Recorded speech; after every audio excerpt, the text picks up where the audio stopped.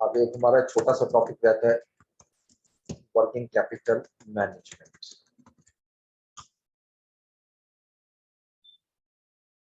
ठीक है, सो पहली चीज जो हमें डिस्कस करनी है that is what is working capital. Working capital is basically a difference between current assets and current liabilities। किसी भी बिजनेस को जब आप स्टार्ट लेते हैं तो हमें दो किस्म का कैपिटल चाहिए होता है। एक वो कैपिटल जो बिजनेस के कैपिटल एक्सपेंडिचर को मीट करने के लिए लिया जाता है, और एक वो कैपिटल का पोर्शन होता है जो बिजनेस को ऑपरेट करने के लिए या रन करने के लिए चाहिए होता है। जो हर वो कैपिटल, वो अमाउंट जो कि बिजनेस को रन करने के लिए चाहिए होगा, that is related to working capital. For example, आप एक नया बिजनेस स्टार्ट करते हैं, और जब बिजनेस स्टार्ट करेंगे तो आपको ऑब्वियसली कैपिटल एक्सपेंडिचर रिक्वायर होंगी in the form of machinery, building, furniture and so on. जब बिजनेस कंप्लीट सेटअप हो जाएगा उसके बाद अब आपने बिजनेस को ऑपरेशनल करना है। बिजनेस को ऑपरेशन करने के लिए हमें मजीद एक्सपेंसेस की जरूरत है। We have to buy the inventory, even that when the inventory will be sold on credit, receivables will be created। हम कुछ चीजें क्रेडिट पर बाय करेंगे, कुछ एक्सपेंसेस ऐसे होंगे जो हमें बाद में पे करने हैं। तो ये तमाम उसकी मदद से करंट एसेट और करंट लाइबिलिटीज क्रिएट होती हैं। इसी को हम नाम देते हैं वर्किंग कैपिटल। ठीक है, किसी भी ऑर्गेनाइजेशन के अंदर वर्किंग कैपिटल के दो पार्ट होते हैं, पार्ट्स ऑफ वर्किंग कैपिटल। एक पार्ट होता है जिसको हम कहते हैं परमानेंट पोर्शन, और एक होता है फ्लक्चुएटिंग, इसको फिक्स्ड एंड फ्लक्चुएटिंग भी कह सकते हैं। यानी एक, जब भी आप कोई भी बिजनेस स्टार्ट करेंगे तो आप मिनिमम इन्वेंट्री डिफाइन करेंगे कि कितनी मिनिमम इन्वेंट्री होनी चाहिए। जैसे जैसे फिर बिजनेस एक्सपेंड करता है इन्वेंट्री का लेवल भी बढ़ेगा। ठीक है, इसी तरह आप रिसीवेबल की एक पॉलिसी बनाते हैं, और इस पॉलिसी वो जिसको आप मिनिमम कह सकते हैं, लेकिन बिजनेस एक्सपेंड होगा तो आपके रिसीवेबल भी इंक्रीज होंगे, पेएबल्स भी इंक्रीज होंगे। वो पोर्शन जिसके अंदर फ्लक्चुएशंस आ रही हैं उसको फ्लक्चुएटिंग वर्किंग कैपिटल का नाम देते हैं, और वो पोर्शन जो कि कांस्टेंट रहेगा, यानी जो हमेशा आपका ब्लॉक रहेगा, उसको हम परमानेंट पोर्शन का नाम देते हैं। ठीक है, अब वर्किंग कैपिटल के लिए फंड रेजिंग कहां से की जाती है? फंड रेजिंग, जो परमानेंट नेचर का वर्किंग कैपिटल होता है, इसके लिए हम रिकमेंड करते हैं कि लॉन्ग टर्म फंड्स आपके पास हो, चाहे वो इक्विटी की फॉर्म में हो या डेट की फॉर्म में हो। लेकिन फ्लक्चुएटिंग के लिए आप शॉर्ट टर्म फंड्स की तरफ जाते हो, क्योंकि मोस्टली बैंक ओवरड्राफ्ट होता है, रनिंग फाइनेंस जिसको कहते हैं, रनिंग फाइनेंस। इस चैप्टर में जो बेसिक चीज आपको सीखनी है वो रेशियोज है, वर्किंग कैपिटल से रिलेटेड रेशियो है। अब इसमें तीन रेशियो जो है वो हमारी कवर होती हैं, ratios related to working capital. इसमें सबसे पहली रेशियो जो होती है हमारी, that is inventory holding period. What is inventory holding period? The period, या आप इसको इस तरह लिख लें, how many days can be required to convert the inventory into sales। यानी जो मेरे पास एग्जिस्टिंग इन्वेंट्री मौजूद है उसको कितने डेज रिक्वायर होंगे कि मैं इसको सेल में कन्वर्ट कर लूं, क्योंकि जितनी भी इन्वेंट्री है वो सारी की सारी एक दिन में सेल में कन्वर्ट नहीं होगी, बल्कि कुछ इन्वेंट्रीज आइटम्स ऐसी होती हैं जो शायद डेली बेसिस पर सेल हो, कुछ ऐसी भी है जो वीकली बेसिस पे सेल हो, कुछ ऐसी भी है जो इससे भी ज्यादा टाइम लेती हो। तो लिहाजा ऑन एन एवरेज कितने दिन आपको चाहिए होंगे कि इन्वेंट्री को आप सेल्स में कन्वर्ट कर सकें? This is known as inventory holding period. ठीक है, अब इसके लिए जो हम फॉर्मूला यूज करते हैं that is,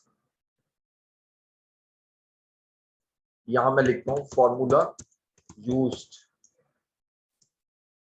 average inventory divided by cost of goods sold या कॉस्ट ऑफ सेल्स इनटू 365। 365 क्या है, क्योंकि पूरे साल में 365 डेज होते हैं, तो यहाँ जो आंसर आएगा वो डेज में आएगा। ठीक है, डेज में। अब फॉर एग्जांपल अगर मैं इसको इस तरह लूं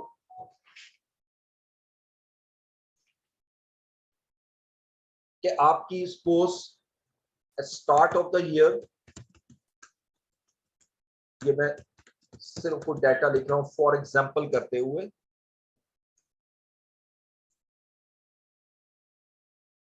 start of the year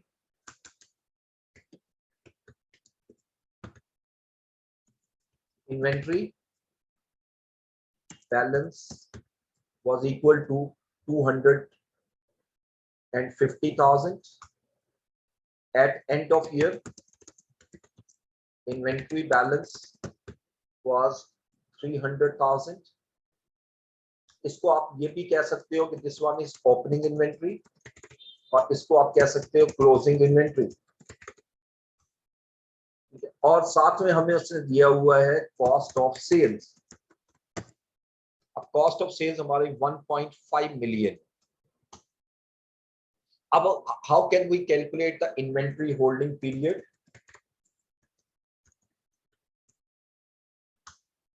ji, formula आपके सामने। इसमें सबसे पहले आपको कैलकुलेट करना है एवरेज इन्वेंट्री।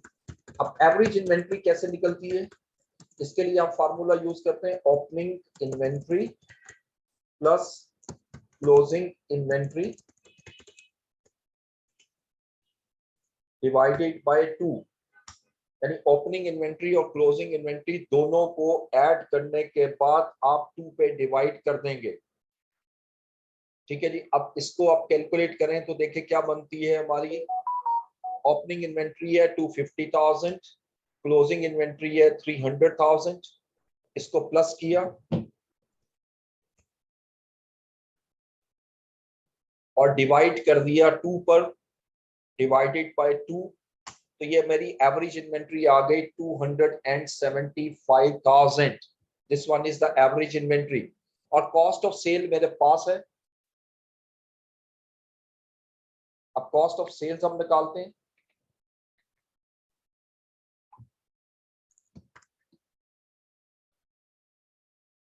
अब कॉस्ट ऑफ सेल्स है मेरे पास 1.5 मिलियन, ये गिवन है। ठीक है, अब मैं इसकी अगर इन्वेंट्री होल्डिंग पीरियड निकालता हूं तो कैसे निकलेगा? फार्मूला हमने पर लिखा हुआ है, देखिए average inventory divided by cost of sale into 365। तो ये 67 डेज राउंडिंग में आ रहे हैं। This is known as days. अब इसका मीनिंग क्या है? इन्वेंट्री होल्डिंग पीरियड जो मैंने कैलकुलेट किया, इसका क्या मतलब हुआ कि जितनी भी इन्वेंट्री इस वक्त मेरे पास मौजूद है on an average, it required 67 days to convert into sales। यानी ये हमारी सेल में कन्वर्ट होगी 67 डेज में। अब क्वेश्चन ये है कि इन्वेंट्री होल्डिंग पीरियड का इंक्रीज होना फेवरेबल है या एडवर्स? इसमें दोनों सिचुएशन हो सकती है। ठीक है, फॉर एग्जांपल अगर मैं इसको कंटिन्यू करूं कि in the last year the inventory holding period was 75 days। ठीक है, अब अगर आप इसको कंपेयर करें कि पिछले साल 7500 डेज तक हमारा होल्डिंग पीरियड, इस साल 67 डेज है, यानी इन्वेंट्री होल्डिंग पीरियड कम हो रहा है। और जब कम हो रहा है तो ये it is favourable for the entity. इसका मतलब कि कंपनी के उसको सेल में कन्वर्ट करने के लिए कम टाइम ले रही है, यानी इन्वेंट्री का टर्नओवर ज्यादा है, इन्वेंट्री ज्यादा टाइम में सेल हो रही, कम टाइम में सेल हो रही है, यानी नंबर ऑफ टाइम्स बढ़ रहे हैं। तो यहां पर आप लिख सकते हो the situation is favourable for entity because in this year the inventory will convert into sales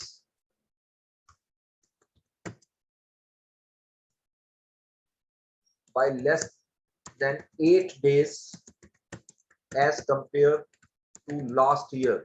यानी पिछले साल 75 डेज लग रहे थे इन्वेंट्री को कन्वर्ट होने के लिए सेल में, इस साल 67 डेज लग रहे हैं। इसका मतलब 8 दिन अर्लियर आप उसको कन्वर्ट कर रहे हो, तो यकीनी बात है जब ये कम होगी तो वर्किंग कैपिटल रिक्वायरमेंट भी कम होगी। ठीक है, ये हमारी पहली रेशियो थी जिसको हम नाम देते हैं इन्वेंट्री होल्डिंग पीरियड। अब यहाँ कुछ इंपॉर्टेंट पॉइंट्स हैं।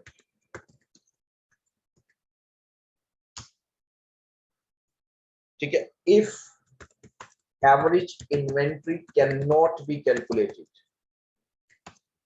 और ये कब पॉसिबल है जब एवरेज इन्वेंट्री कैलकुलेट ना हो? Some time examiner opening inventory नहीं देता, सिर्फ क्लोजिंग इन्वेंट्री देता है। ठीक है, ओपनिंग इन्वेंट्री नहीं देगा क्वेश्चन में, सिर्फ क्लोजिंग। तो फिर उस यकीनी बात है मैं एवरेज नहीं निकाल सकता क्योंकि ओपनिंग इन्वेंट्री है ही नहीं। तो in this case we will use closing inventory in formula. हम जो फॉर्मूला पुट करते हैं उसमें क्लोजिंग इन्वेंट्री जो है वो आपकी यूज करेंगे इंस्टेड ऑफ एवरेज इन्वेंट्री। तो फिर इन्वेंट्री होल्डिंग पीरियड का फॉर्मूला इस तरह बनेगा, shall be in this case। अब यहां मैं लूंगा closing inventory divided by cost of sales into 365।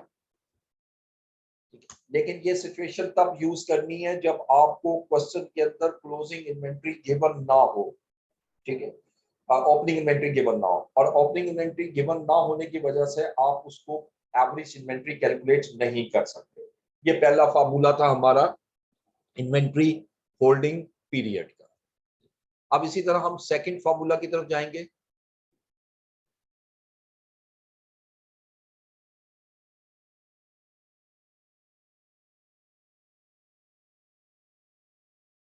जी, उसके बाद सेकंड फार्मूला की तरफ जाएंगे और ये है receivable collection period. This is again very important ratio. It represents that on an average receivables shall be collected in X number of days। जो भी नंबर ऑफ डेज आंसर आता है, यानी इतने दिन में हमें on an average receivable collect हो जाते हैं। अगर आपका आंसर आ रहा है 65 डेज, इसका मतलब है कि आपको रिसीवेबल को कलेक्ट करने के लिए 65 डेज रिक्वायर्ड हैं। इट डज नॉट मीन कि तमाम के तमाम जो आपके कस्टमर है वो 67 या 65 डेज में पेमेंट कर रहे हैं। कुछ ऐसे भी होंगे जो इससे कम टाइम में पेमेंट कर रहे हैं, कुछ इससे ज्यादा टाइम में पे कर रहे हैं। सो इसलिए ये मैंने वर्ड यहाँ लिखा ऑन एन एवरेज। ठीक है, अब इसके लिए जो हम फॉर्मूला यूज करते हैं that is average receivables divided by credit sales into 365। और एवरेज रिसीवेबल्स कैसे निकालेंगे? That is equal to same उसी तरह ओपनिंग रिसीवेबल्स, साल जब शुरू हुआ था रिसीवेबल्स कितने थे, प्लस जब साल खत्म हो रहा है तो रिसीवेबल्स कितने, इन दोनों को ऐड करेंगे और डिवाइडेड बाय 2, तो this is known as average receivables. ठीक है, अब यहां पर इंपॉर्टेंट पॉइंट मैं पहले ले रहा हूं, और यहां दो पॉइंट्स को आपने ज़हन में रखना है एग्जाम के पॉइंट ऑफ व्यू से। Number 1, if average receivables cannot be calculated as opening receivables are not given in question, then use closing receivables in the formula like, अब जैसे नीचे मैं फॉर्मूला दोबारा लिख रहा हूं, ऐसी सूरत हाल में आप फॉर्मूला लिखोगे closing receivables divided by credit sales into 365. ठीक है. Second, if credit sales are not given या not specified in question, then total sales shall be treated as credit sales. जितनी सेल हुई है वो सारी की सारी आप उसको क्रेडिट सेल ही ट्रीट करोगे. ठीक है. तो उस सूरत में हम फॉर्मूला इस तरह लिख सकते हैं, क्लोजिंग रिसीवेबल्स और average receivables whatever the case will be divided by, अब मैं यहां पर सिर्फ सेल्स करूंगा into 365. और ये बड़ी इंपॉर्टेंट रेशियो है किसी भी ऑर्गेनाइजेशन के लिए. इस रेशियो के थ्रू आप किसी भी कंपनी के कलेक्शन डिपार्टमेंट की परफॉर्मेंस को भी मेजर करते हैं. यानी आपकी एक एवरेज कलेक्शन पॉलिसी होती है. अगर उस पॉलिसी से ज्यादा टाइम में आप कलेक्ट कर रहे हैं, इट मींस कि आपके लिए कैश फ्लो प्रॉब्लम क्रिएट हो सकती है. ठीक है जी. अब इसमें आइएगा, एक छोटी सी एग्जांपल ले लेते हैं. इसके हवाले से. At start of year, receivables were rupees 125,000. At end of the year, receivables were 182,000. Total sales for the year 1.1 million, of which 60% is credit sale, was credit sale.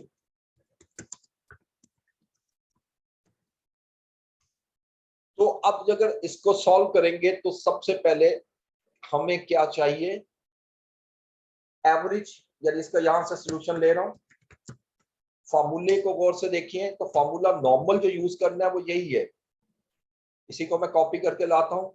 Average receivables divided by credit sales into 365. अब मुझे दो चीजें चाहिए. सबसे पहले average receivables, और average receivables का formula आपके सामने लिखा हुआ है, opening receivables plus closing receivables divided by 2. अब इसको ऐड कर लो, opening receivables plus closing receivables divided by 2. ये 153,500 आ जाएगा एवरेज रिसीवेबल्स. और दूसरा मुझे चाहिए क्रेडिट सेल्स. अच्छा, यहाँ क्वेश्चन में टोटल सेल दी हुई है 1.1 मिलियन, लेकिन हमें ये हिंट दिया हुआ है कि 60% सेल जो है वो हमारी क्रेडिट सेल्स है. तो लिहाजा मैं क्या करता हूँ कि इसी सेल का 60% ले लेता हूँ, जो कि 660,000 आता है. अब मैं अगर इसका फॉर्मूला यूज करूं और एवरेज कलेक्शन पीरियड कैलकुलेट करें, जिसको एवरेज रिसीवेबल पीरियड भी कहते हैं, तो आप फॉर्मूले के मुताबिक हमने क्या करना है, फॉर्मूला लिखा हुआ है इस लाइन में, ये देखिए फॉर्मूला यूज यहां लिखा हुआ है, average receivables divided by credit sales into 365. अब जैसे मैंने फॉर्मूला पुट किया, 85 डेज आ गए. यानी इसका मतलब कि कंपनी की जो क्रेडिट सेल्स है उसको कलेक्ट करने के लिए एवरेज में 85 डेज लगेंगे. और ये दिस इज टू हाई, ये बहुत ज्यादा अमाउंट है 85 डेज की. अब यहाँ पर इसको कंपैरिजन करना है. मैं क्वेश्चन के अंदर एक चीज ऐड करता हूँ, वो कहता है कि एवरेज कलेक्शन पॉलिसी जो है हमारी, कंपनी की वो 60 डेज है। यानी एवरेज में हम जो कस्टमर से कलेक्ट करेंगे वो हमारे 60 डेज हैं, और एक्चुअली आप कितना टाइम ले रहे हो कलेक्ट करते हुए, 85 डेज। इसका मतलब बड़ा क्लियर हुआ कि या आपका कलेक्शन डिपार्टमेंट जो है that is not in a good position to collect the receivables on time. यानी आपका जो रिसीवेबल्स डिपार्टमेंट है, जिसको कलेक्शन डिपार्टमेंट भी कहते हो, वो आपका एफिशिएंट नहीं है। और एफिशिएंट ना होने की वजह से, यानी कस्टमर से इंटरेक्शन ना रखने की वजह से आपकी जो रिसीवेबल्स है वो डिले हो रहे हैं, और इस it will put a bad impact on the organisation cash flow in the future. क्योंकि ये याद रखिएगा कि जितने रिसीवेबल्स आपके ज्यादा टाइम लेंगे उतना रिस्क आपका ज्यादा क्रिएट होगा। किस पॉइंट ऑफ व्यू से रिस्क क्रिएट होगा?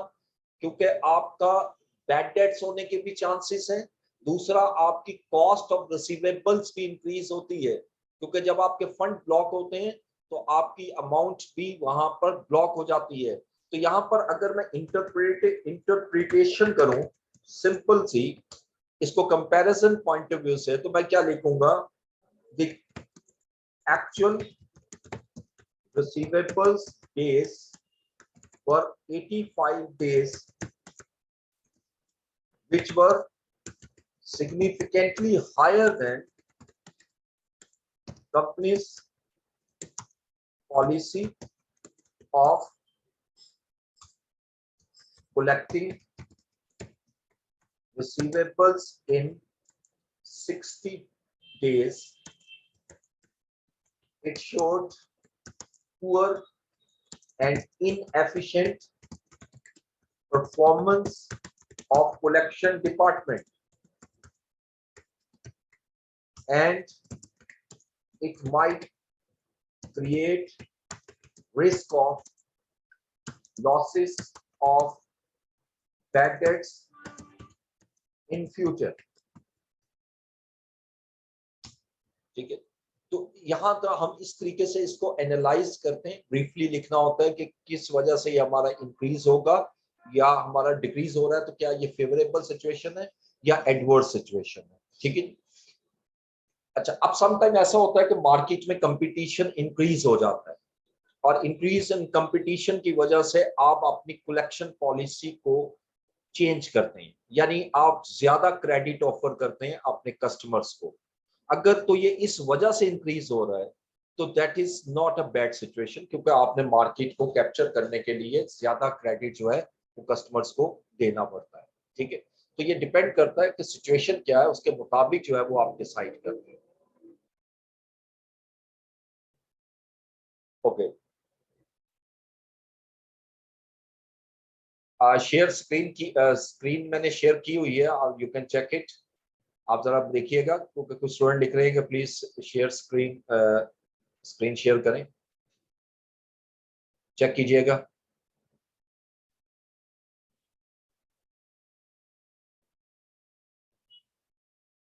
ओके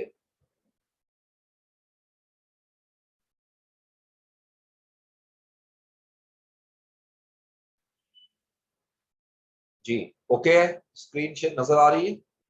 ओके ठीक है, थैंक यू। अच्छा जी, उसके बाद आइएगा थर्ड में। थर्ड रेशियो आएगी मेरी पेएबल्स पेमेंट पीरियड।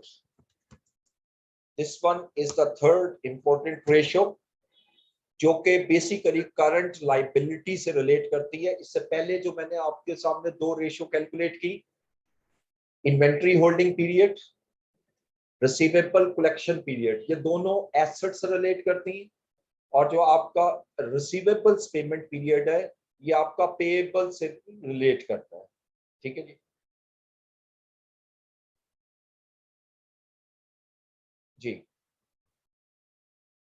हाँ जी, आपने लिखा क्या, cash flow also affected due to inefficient collection period. Definitely अगर आप टाइमली कलेक्ट नहीं करोगे तो आपका जो कैश फ्लो है वो इफेक्ट होगा। लेकिन अगर मैं अगेन एक चीज रिपीट कर दूं, अगर कंपनी जो है वो ये पॉलिसी के थ्रू इंक्रीज कर रही है, तो पहले वो इस चीज को मेक श्योर करती है कि हाउ मच यानी further capital is required, working capital is required.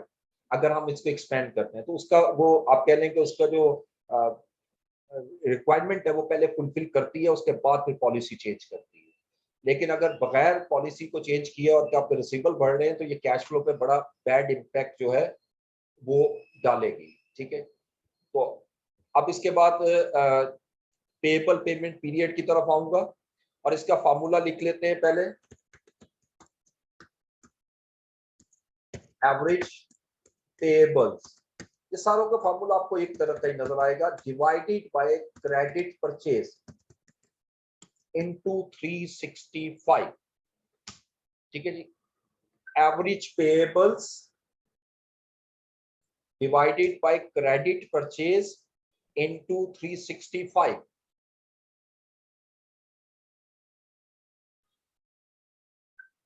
Okay,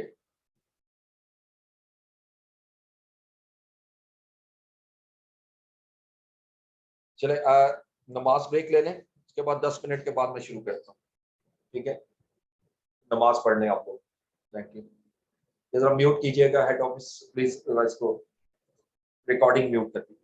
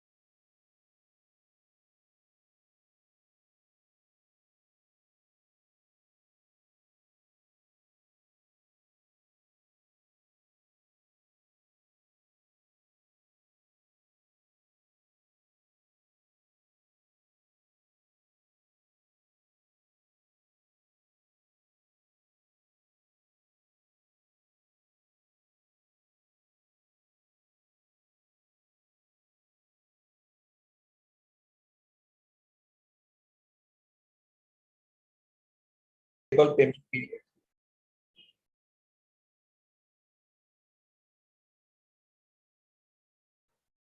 जी जी, तो पेएबल पेमेंट पीरियड की बात कर रहे थे। फार्मूला मैंने आपके सामने लिखा, average receivables divided by credit purchase into 365।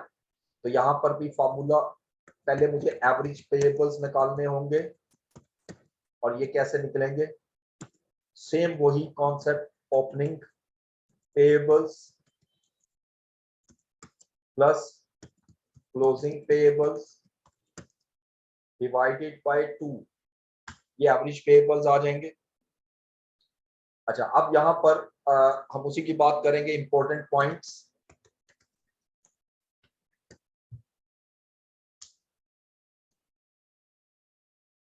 If average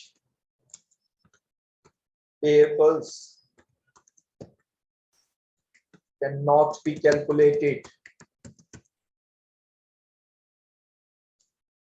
as no opening payables are given in question, then we will use the closing payables in formula।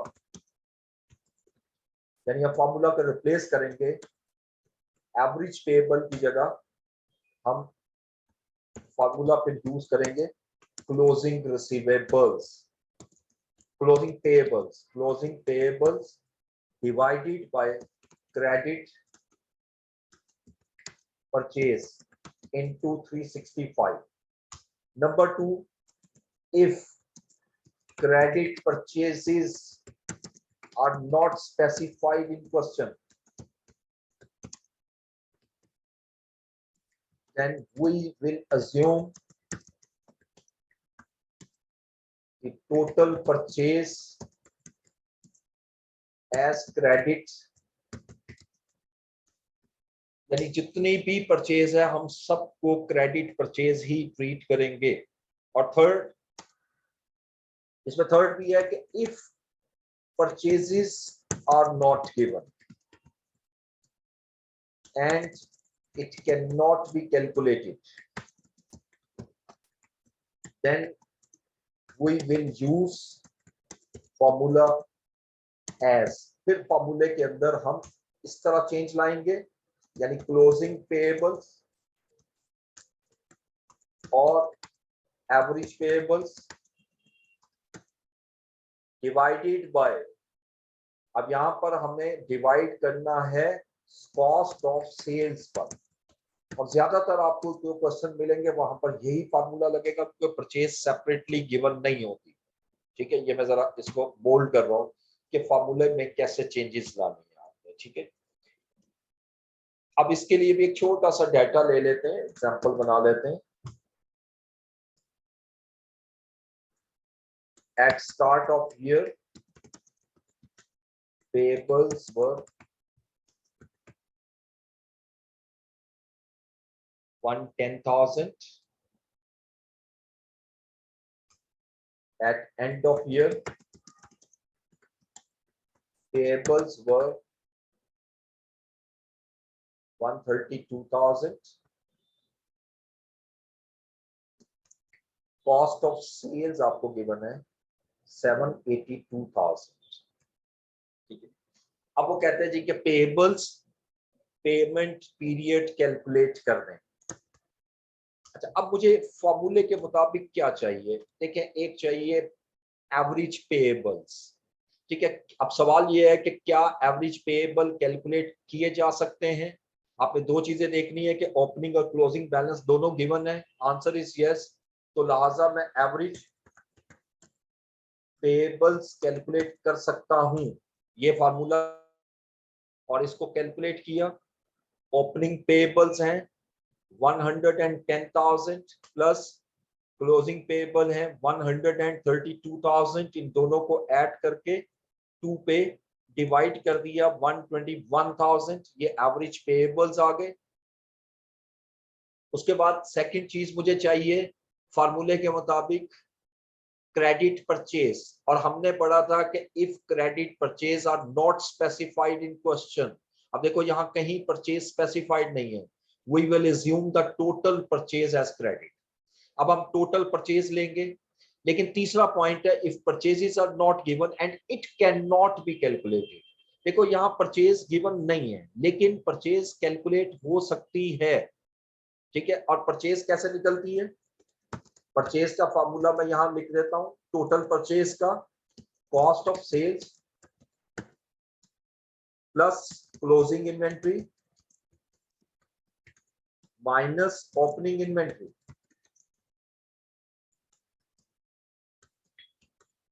इसको प्लस माइनस करोगे तो ये परचेज आ जाएगी।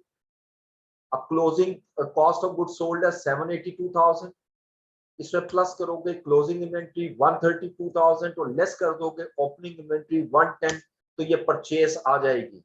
लेकिन अगर किसी क्वेश्चन में परचेज कैलकुलेट ना हो सकती हो फिर सीजीएस लेंगे, ठीक है। ये मैंने इसको इससे कैलकुलेट किया 804, तो लिहाजा यानी एवरेज पेमेंट पीरियड क्या आया, जिसको हम average sorry payables payment period भी कहते हैं। अब इसके लिए हमारा फार्मूला क्या था, average payables divided by total purchase into 365, यानी 55 डेज आ रहे हैं। यानी अब इट मींस इसका मीनिंग बड़ा क्लियर हो गया कि 55 डेज जो है वो हमें चाहिए पेमेंट करने के लिए। इसकी भी मैं वही डेफिनेशन यहाँ ऐड कर देता हूँ, it represents that on an average we pay the payables या we discharge the payables in X number of days, यानी कितने दिनों में आप एवरेज में अपने सप्लायर्स को पेमेंट कर रहे हो। तो यहाँ पर अगर 55 डेज आ रहा है तो इसका मतलब हम अपने सप्लायर्स को जो पेमेंट करते हैं हम 55 डेज में उसको एवरेज में पेमेंट करते हैं। इट मींस कि कुछ सप्लायर ऐसे भी होंगे जिनको हम 55 डेज से ज्यादा का क्रेडिट लिया हुआ है, उनको यानी 55 डेज से ज्यादा डेज में पेमेंट करते हैं, और ऐसे भी पेएबल्स होंगे जो सप्लायर होंगे जिनको हम कम टाइम में पेमेंट कर रहे हैं, ठीक है जी। इसके बाद अब सम टाइम एग्जामिनर पूछता है कैश ऑपरेटिंग साइकिल। ये क्वेश्चन सम टाइम आता है पेपर में कि वो कहता है जी कैश ऑपरेटिंग साइकिल निकाल दो। अगर वो कहता है कैश ऑपरेटिंग साइकिल निकालो तो 3 रेशियो आपको चाहिए, एक इन्वेंट्री होल्डिंग पीरियड, इसमें ऐड करोगे रिसीवेबल्स कलेक्शन पीरियड और लेस करोगे पेएबल्स पेमेंट पीरियड, तो ऑटोमेटिकली मेरे पास कैश ऑपरेटिंग साइकिल आ जाएगा। अब जैसे इसी क्वेश्चन में, और ये नंबर ऑफ डेज में होता है, अगर यही कैलकुलेशन मैं यहां लाऊं तो देखिए इन्वेंट्री को कितना टाइम लगा था। इसी एग्जांपल में तीनों एग्जांपल को इन्वेंट्री जब हमने कैलकुलेट की थी तो 67 डेज में हमारी कलेक्ट हो रही है, रिसीवेबल्स हमारे कलेक्ट हो रहे हैं इन 85 डेज, और पेबल्स जो है जो अभी कैलकुलेट किए वो माइनस करने हैं, क्योंकि पेबल्स लाइबिलिटी है और इन्वेंट्री और रिसीवेबल एसेट है, और एसेट में से लाइबिलिटी हमेशा माइनस की जाती है। इन तीनों को जब मैं ऐड करूंगा तो जो आंसर आ रहा है 97 days, this is cash operating cycle. ये रिप्रेजेंट कर रहा है कि कंपनी के पास जो वर्किंग कैपिटल फंड है जो आपका है वो 97 डेज ऑन एन एवरेज ले रहे हैं in order to convert them into cash. यानी जो ओवरऑल नेट कैश हमें चाहिए, यानी कितने डेज चाहिए, 97 डेज में वो कैश में कन्वर्ट होगा। This is known as cash operating cycle. अब इसके बाद आएगा नेक्स्ट में,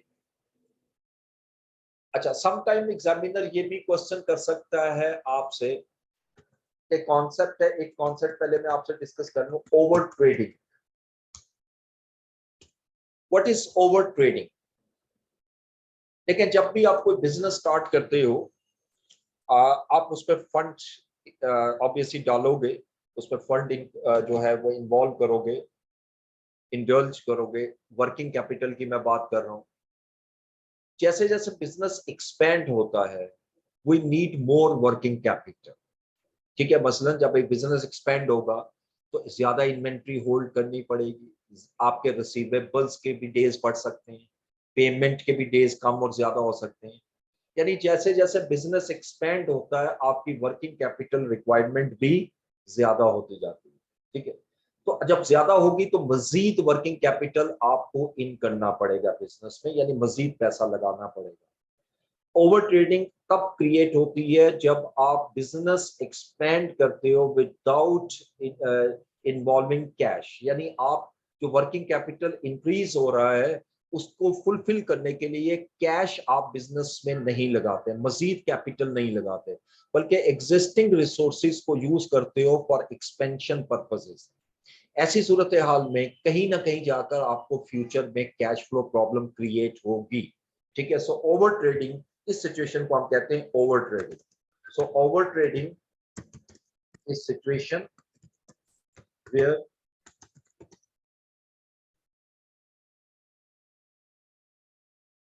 additional working capital was not brought into business as required by expansion, यानी company intends to expand with existing resources, यानी वो कोशिश ये करती है कि एग्जिस्टिंग रिसोर्सेज से आप सारा बिजनेस एक्सपेंड कर लो, which is not possible in some times. ठीक है, इस सिचुएशन को आप नाम देते हो ओवर ट्रेडिंग। इवन आप इनमें रखिए कि ओवर ट्रेडिंग इतनी डेंजरस चीज है कि आपकी अगर आप टाइमली इसको आइडेंटिफाई नहीं करोगे तो ये बिजनेस कोलैप्स भी कर सकता है। ठीक है, इवन एक बुक में मैंने पढ़ा, वो बड़ी प्यारी बात लिखता है, वो कहता है कि over trading is like a cancer in a body, यानी ये बिल्कुल ऐसे है जैसे किसी भी ह्यूमन बॉडी के अंदर कैंसर डेवलप हो जाए, क्योंकि कैंसर नॉर्मली तब आपका हाईलाइट होता है जिस वक्त वो अपना इफेक्ट दिखा चुका होता है। तो इसी वजह से बिजनेस के अंदर कैश को आपको जिस वक्त शॉर्टेज क्रिएट होगी तो आपको नजर आएगा, यानी ओवर ट्रेडिंग सिचुएशन क्रिएट हो जाएगी। It is very dangerous. So how can we survive it? So इसके लिए हम पढ़ेंगे सिम्टम्स, जैसा किसी डिजीज को आइडेंटिफाई करने के लिए सिम्टम्स हैं, तो ओवर ट्रेडिंग के भी कुछ सिम्टम्स हैं। ठीक है, अब वो कौन से हैं इसकी डिस्कशन कर लेते हैं। इसमें पहला सिम्टम ये है कि inventory holding period has increased over time, over the period, यानी आपका जो इन्वेंट्री होल्डिंग पीरियड है वो इंक्रीज हो रहा है, जो कि इस चीज को शो कर रहा है कि आपका बिजनेस एक्सपेंड हो रहा है। लेकिन देखो, इन्वेंट्री का इंक्रीज होना सिर्फ वाहिद सिम्टम नहीं है। अगर इन्वेंट्री इंक्रीज हो रही है और आप कैश इन्वॉल्व कर रहे हैं बिजनेस में तो डजंट मैटर, उसमें कोई मसला नहीं। ये चारों कंडीशन फुलफिल होंगी जो मैं लिख रहा हूं। Number 2, receivables collection period has also increased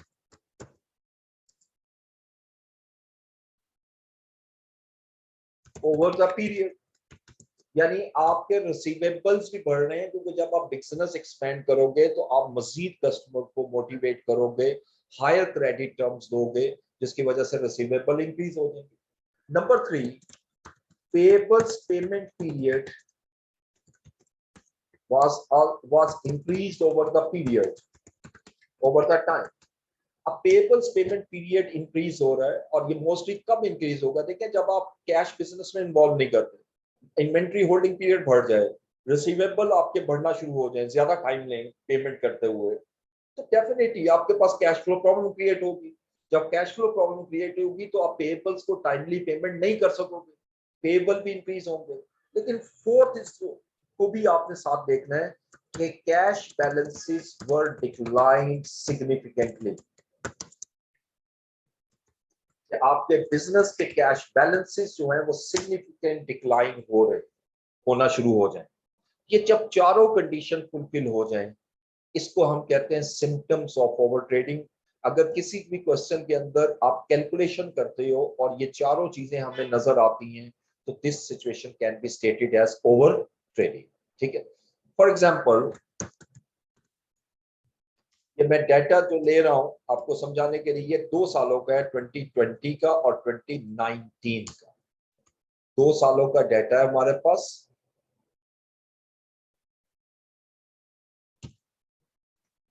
ठीक है, तो हम इसका पहले इन्वेंट्री होल्डिंग पीरियड निकालते हैं। मतलब गिवन है, सपोज मैं यहाँ कैलकुलेट नहीं कर रहा कि यहाँ पर 67 डेज है और पिछले साल ये 60 डेज थे। Receivables collection period last year में आपका 40 डेज था, इस साल बढ़कर 50 डेज हो गया। Payables payment period in days, ये भी मैं लिखता जाता हूं, ये इन डेज है।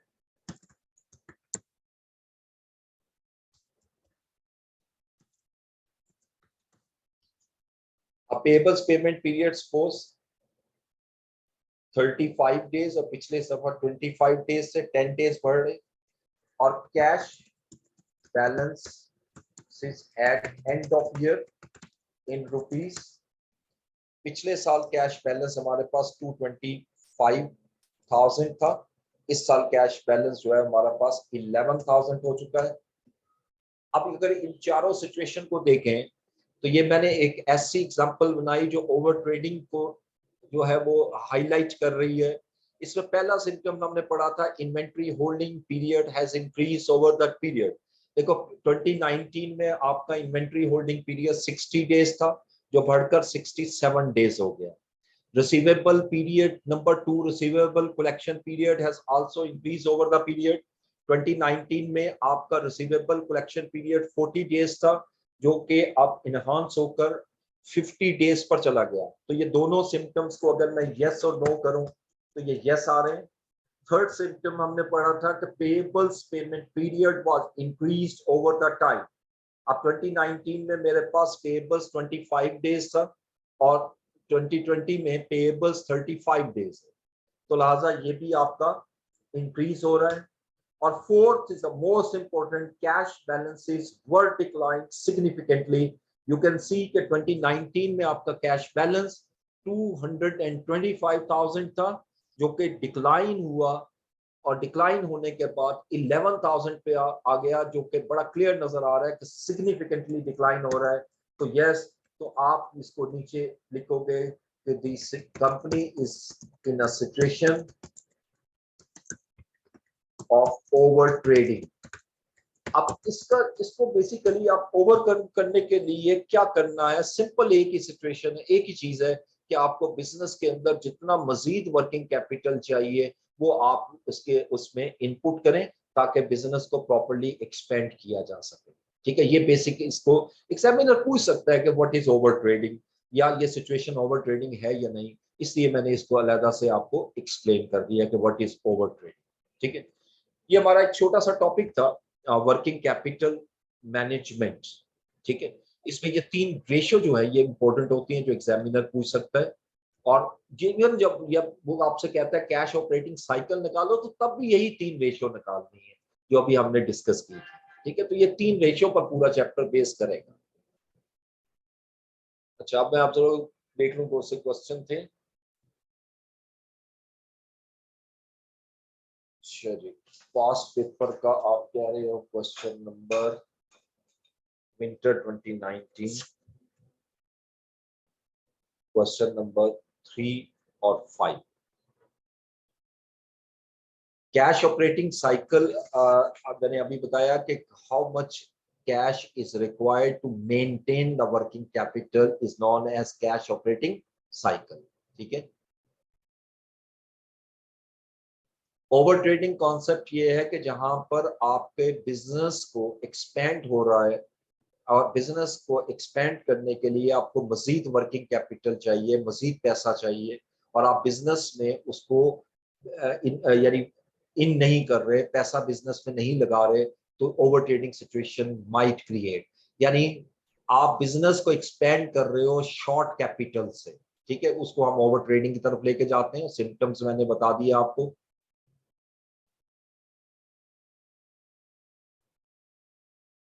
Okay,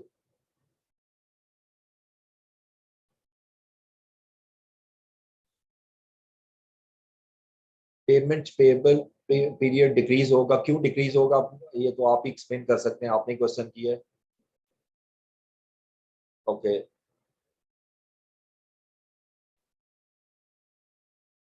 summer 2017।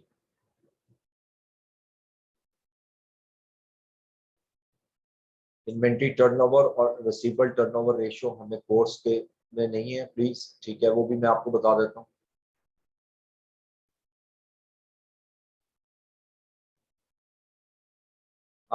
Break even point का जो हमने डिस्कशन की थी कि कौन सा मेथड यूज करेंगे, कोई भी मेथड यूज करने से कोई फर्क नहीं पड़ता, लेकिन वो जो मैंने पहला मेथड बताया था मिक्स वाला, वो ज्यादा रिकमेंडेबल है। अगर आपका न्यूमेरिकल जो है उसमें आंसर ठीक नहीं आ रहा, अभी आपने किसी स्टूडेंट ने क्वेश्चन किया है, तो क्या उसके मार्क्स मिलेंगे, ये डिपेंड करता है कि आपने एरर कहाँ की है। वैसे स्टेप बाय स्टेप मार्क्स होते हैं, उसके मुताबिक आपको मार्क्स मिलते हैं। जी, लिक्विडिटी रेशियोज भी मैं आपके साथ डिस्कस कर लेता हूँ। Winter 2020, question number 8। Okay, okay,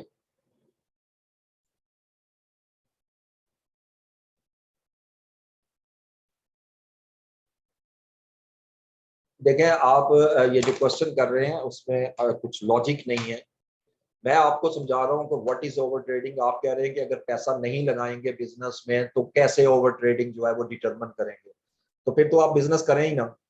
फिर तो इसका जवाब सिंपल सा ये है कि बिजनेस करने की जरूरत नहीं है।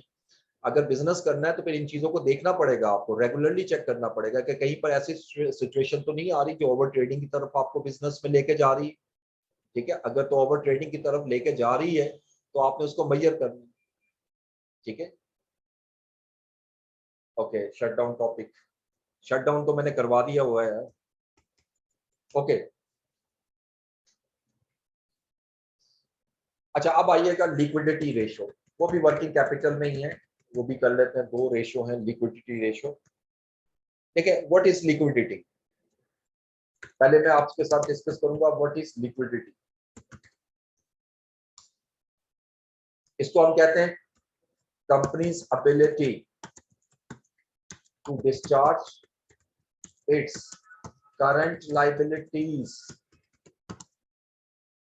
From current assets when it be, when these became due, यानी जब आपकी करंट लाइबिलिटी ड्यू होगी, ड्यू डेट आएगी, आपके पास सफिशिएंट फंड मौजूद हो उस लाइबिलिटी को डिस्चार्ज करने के लिए फ्रॉम करंट एसेट्स, तो याद रखिएगा हम कह सकते हैं कि कंपनी की लिक्विडिटी बेटर है। लेकिन अगर ऐसी सिचुएशन आ जाए कि जहां पर आपके पास ड्यू डेट आ चुकी है और आपके पास रिसीवेबल्स कलेक्ट नहीं हुए या इन्वेंट्री कैश में कन्वर्ट नहीं हुई, सेल में कन्वर्ट नहीं हुई, तो ऐसी सूरत हाल में आपके पास कैश नहीं होगा पे करने के लिए। सो हम कह सकते हैं कि liquidity has declined in this situation, liquidity has declined. So liquidity ratio is the most important ratio जहां से आप किसी भी कंपनी की कैश पोजीशन को, शॉर्ट टर्म कैश पोजीशन को मेजर करते हैं। It helps to measure the short term cash position of the company.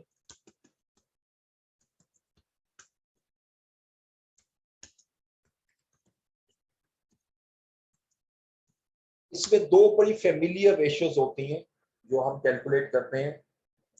एक होती current ratio. What is current ratio? Current ratio is the ratio, is liquidity ratio which establishes the relationship between current assets and current liabilities. यानी liquidity ratio, ऐसी liquidity ratio जिसके अंदर आप current assets और current liabilities के दरमियान relation जो है वो क्रिएट करते हो। और इसके लिए जो हम फॉर्मूला यूज करते हैं that is current assets divided by current liabilities. Simple, current assets over current liabilities. ठीक है, अब इसकी अगर मैं सिंपल एग्जांपल ये लूं,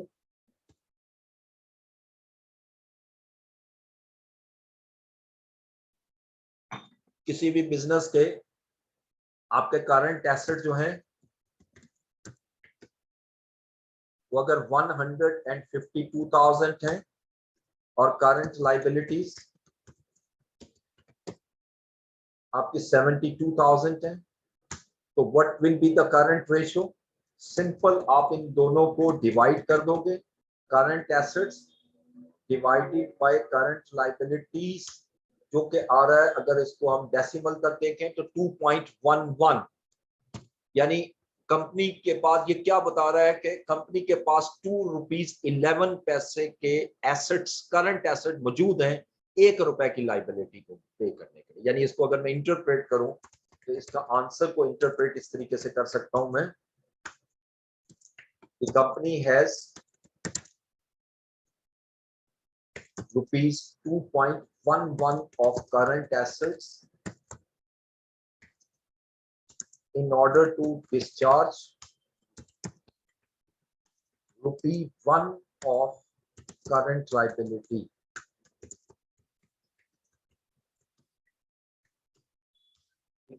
अब इसमें कितनी रेशियो होनी चाहिए, क्या 2 हो, 2 से ज्यादा हो, 2 से कम हो, इसके लिए कोई हार्ड एंड फास्ट रूल नहीं है। ठीक है, लेकिन हम कई बुक्स में पढ़ते हैं, in some books you will say the norm of this ratio shall be 2, लेकिन साथ ये वर्ड भी लिखा हुआ है। यानी इसको अगर मैं इस तरह कहूँ, नॉर्म का मतलब कि नॉर्मल रेशियो कंपनी की ये होती है कि कंपनी के पास 1 रुपए की लाइबिलिटी को पे करने के लिए कम से कम 2 रुपए के करंट एसेट होने चाहिए। ठीक है, यानी डबल होने चाहिए। लेकिन इससे आगे वो लिखता है कि but it is not hard and fast rule and it depends upon nature of business. ये बिजनेस की नेचर पर, यानी कई बिजनेस ऐसे होते हैं जिनकी नेचर ऐसी है कि जहां पर आपकी ये रेशियो 2 भी बहुत कम है, यानी कम से कम 5 to 6 जाती है। और ऐसे भी बिजनेस है जहां पर करंट रेशियो जो है वो आपकी 1 से भी कम होती है या 1 तक होती है और उसको कोई कैश प्रॉब्लम नहीं होती। तो basically it's very difficult to जज फ्रॉम दिस रेशियो कि ये लिक्विडिटी बेटर है या नहीं, जब तक के इस रेशियो को मैं बाकी रेशियोज के साथ जो ऊपर डिस्कस किए हैं और जो नीचे डिस्कस करेंगे उसके साथ उसको इंटरप्रेट नहीं करता। क्योंकि इसमें सबसे बड़ा प्रॉब्लम क्या है, प्रॉब्लम विद दिस रेशियो, ये मैं थोड़ा सा इसको हाईलाइट कर रहा हूं। देखिएगा, इन द लास्ट ईयर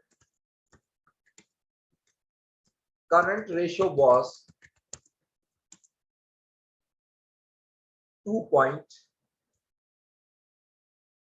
1.50, ये लास्ट ईयर थी। और this year current ratio was let's say 2.1, इसी को ले। अच्छा, अब देखिए, जब मैं इन दोनों का कंपैरिजन करता हूं कि लास्ट ईयर आपके पास 1 रुपए की लाइबिलिटी को पे करने के लिए 1 रुपए 50 पैसे मौजूद थे, और इस साल आपकी लाइबिलिटी को, 1 रुपए की लाइबिलिटी को पे करने के लिए 2.11 के एसेट मौजूद है। बजाहिर तो ये बड़ा क्लियर नजर आ रहा है कि it is a good sign for the company, लेकिन it is not so. For example, अगर आपके पुअर एंड इनएफिशिएंट रिसीवेबल्स या कलेक्शन डिपार्टमेंट है, इसका मतलब क्या है कि वो टाइमली कलेक्ट नहीं कर पा रहा है, तो रिसीवेबल बढ़ेंगे, रिसीवेबल बढ़ेंगे तो रेशियो बढ़ेगी। इसका मतलब रेशियो बढ़ने की एक रीजन ये भी हो सकती है कि इसके अंदर आपकी इनएफिशिएंसीज मौजूद है जो कि ये रेशियो हाइड कर रही है। ये तो बजाय नजर आ रहा है कि ₹2.11 पे जा रही है, पहले ₹1.50 था, तो कंपनी के एसेट बढ़ रहे हैं ₹1 की लाइबिलिटी को पे करने के लिए। हालांकि फैक्ट ये है कि ये इसमें ये भी पॉसिबिलिटी हो सकती है कि ये इंक्रीज इनएफिशिएंसीज की वजह से हो। इसी तरह ये भी हो सकता है कि इन्वेंट्री मैनेजमेंट वाज पुअर, यानी आपने जो इन्वेंट्री मैनेज कर रहा है, जो भी मैनेजर है वो पुअरली उसको मैनेज कर रहा है। जब पुअरली मैनेज करेगा तो फिर ओवर स्टेट तो होगी इन्वेंट्री, और जब इन्वेंट्री ओवर स्टेट होगी तो ये आपकी रेशियो बढ़ेगी, हालांकि it is not a good sign. So please keep in mind कि इसका इंक्रीज होना, कभी ये नहीं कहूंगा कि ये बेटर है जब तक कि मैं इसको बाकी रेशियो के साथ लिंक नहीं करूंगा। ठीक है, ये इस रेशियो के साथ सबसे बड़ी प्रॉब्लम है। अब उसके बाद दूसरी रेशियो आती है, core liquidity ratio, and this ratio is known as quick ratio. ठीक है, इसका एक और नाम भी है, इसको लिक्विड रेशियो भी कहते हैं, और इसका एक और नाम भी है, इसको एसिड टेस्ट रेशियो भी कहते हैं। एसिड टेस्ट रेशियो भी कहते हैं, इसके 3 नाम है। ठीक है, this is another liquidity ratio which establishes the relationship between liquid assets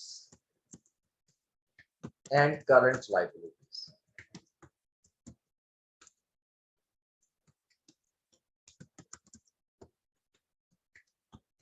यानी ये करंट एसेट और करंट लाइबिलिटीज का रिलेशन क्रिएट नहीं कर रही, बल्कि ये रिलेशन क्रिएट कर रही है लिक्विड एसेट और करंट लाइबिलिटीज का। अब करंट एसेट और लिक्विड एसेट में फर्क क्या है, तो पहले जरा इसकी डेफिनेशन पढ़ लेते हैं। What are liquid assets?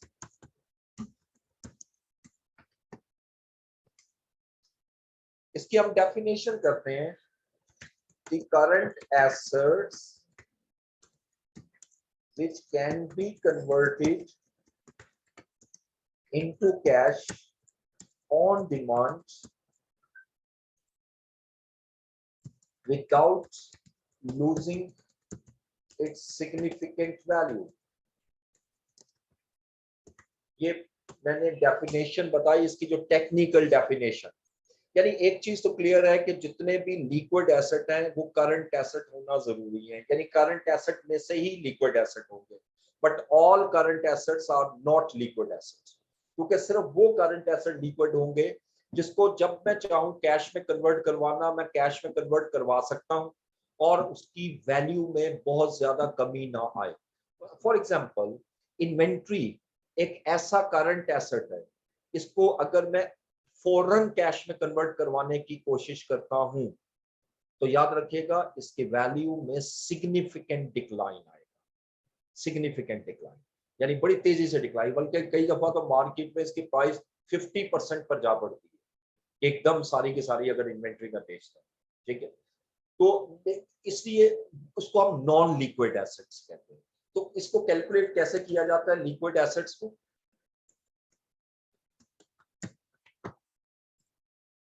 Current assets minus inventory minus prepaid, अगर दिए हो, ज्यादातर नहीं दिए होते प्रीपेड एक्सपेंसिव, इसको जब मैं दो इसमें से लेस कर दूंगा तो ये लिक्विड एसेट्स हो जाएंगे। ठीक है, तो लिहाजा यहाँ पर जो फॉर्मूला बनता है इसका वो क्या बनेगा, करंट एसेट की बजाय liquid assets divided by current liabilities, ये फार्मूला हम यूज करेंगे इस रेशियो के लिए। ठीक है, अब इसी एक एग्जांपल इसी का मैं इसको भी कन्वर्ट करता हूं एक एग्जांपल में।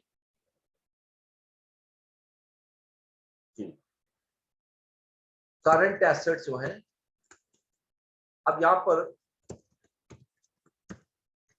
एसेट्स इंक्लूड, इस तरह डाटा लेता हूं,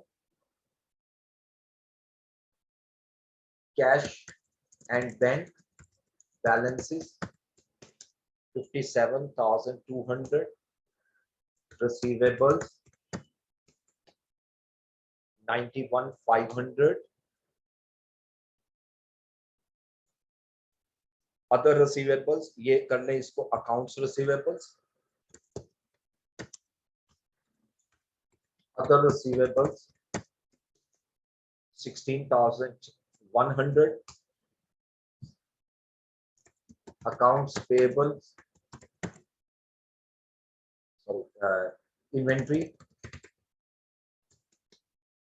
114,500, और इसके अलावा उसने करंट लाइबिलिटीज दी हुई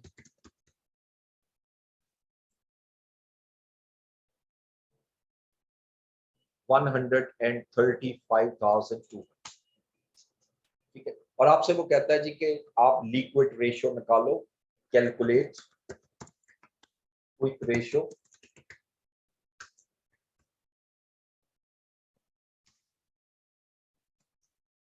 अब जब क्विक रेशियो निकालूंगा तो मुझे दो चीजें चाहिए। सबसे पहले लिक्विड एसेट्स चाहिए, ठीक है। तो लिक्विड एसेट्स कैसे निकलेंगे? अभी ये फार्मूला आपके सामने लिखा है, current assets minus inventory minus prepaid. देखो पहले करंट एसेट्स को देखें, यहाँ टोटल करें तो ये टोटल आ रहा है 279,300, ठीक है। ये क्वेश्चन में सपोज दिया हुआ है 279,300, ये मेरे करंट एसेट्स आ गए। इन करंट एसेट्स में मैंने दो चीजें लेस करनी, एक इन्वेंट्री और एक मैंने लेस करना है प्रीपेड, जो कि नहीं है इस क्वेश्चन में, ज्यादातर क्वेश्चन में आपको नहीं मिलेगा।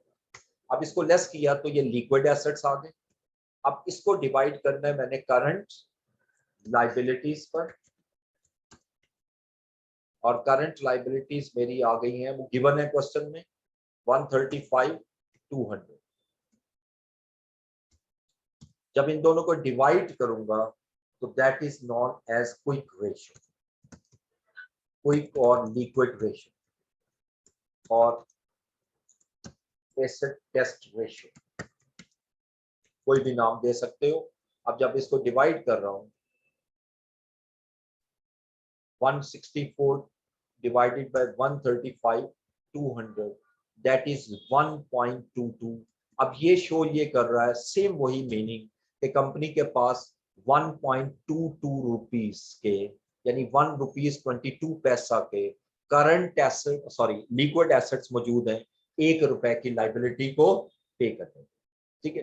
तो इस रेशियो का एक एडवांटेज ये है कि इसमें अगर इन्वेंट्री पुअर मैनेजमेंट हो रही है तो उसने उसका इफेक्ट इसमें से हाइड कर दी है, लेकिन स्टिल रिसीवेबल्स इसके अंदर इंक्लूड है। और इसको अगेन इस रेशियो को, जो इन रेशियोज को जब मैं वर्किंग कैपिटल रेशियोज के साथ लूंगा तब जाकर बेहतर इंटरप्रिटेशन हो सकती है, ठीक है। ये इस चैप्टर की चीजें थी जो मैंने आपके साथ डिस्कस की। अच्छा, अब आप लोगों के क्वेश्चन काफी ज्यादा मेरे सामने आए हुए हैं। अब आप लोग ये कह रहे हैं जी ये वाला क्वेश्चन करवा दो, ये वाला करवा दो। All the questions are not possible to solve here, ठीक है। तो मैं इसमें से कुछ क्वेश्चन सिलेक्ट करूंगा, और मैं सारे क्वेश्चन तकरीबन करवा चुका हूँ। जो थोड़े बहुत रह गए हैं वो मैं आपके सामने करूंगा, सिलेक्ट करूंगा। लेकिन पहले जरा रेशियो से रिलेटेड हम कुछ क्वेश्चन कर लें, ठीक है जी।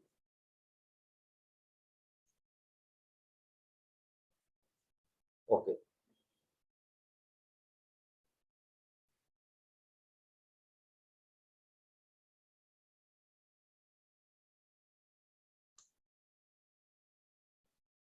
अब ये समर 17 का पेपर है।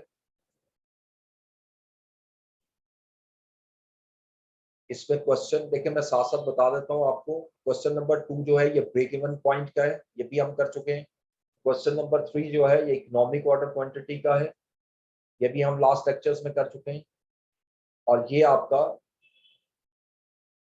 मार्जिनल अब्जॉर्प्शन कॉस्टिंग का क्वेश्चन है, ये कर चुके 2017 का है, और ये अब ये आपके सिलेबस में नहीं है।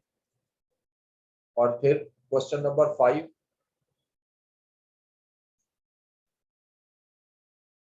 That is related to budgets, ठीक है। और आखिरी क्वेश्चन जो है ये वही एनपीबी वगैरह का है, time value of money. Second last question और आखिरी क्वेश्चन जो है वो मेक और बाय का है, ठीक है। तो रेशियो का मैं देखता हूँ कि कितने क्वेश्चन आए हुए हैं, उस चीज को क्लियर कर लेते हैं हम। समर 18 में देख लें।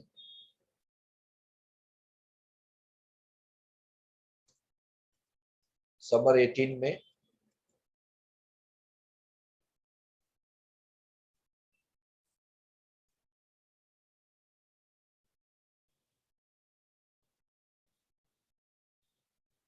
इसमें भी रेशियो का नहीं आया हुआ, इसका वर्किंग कैपिटल का।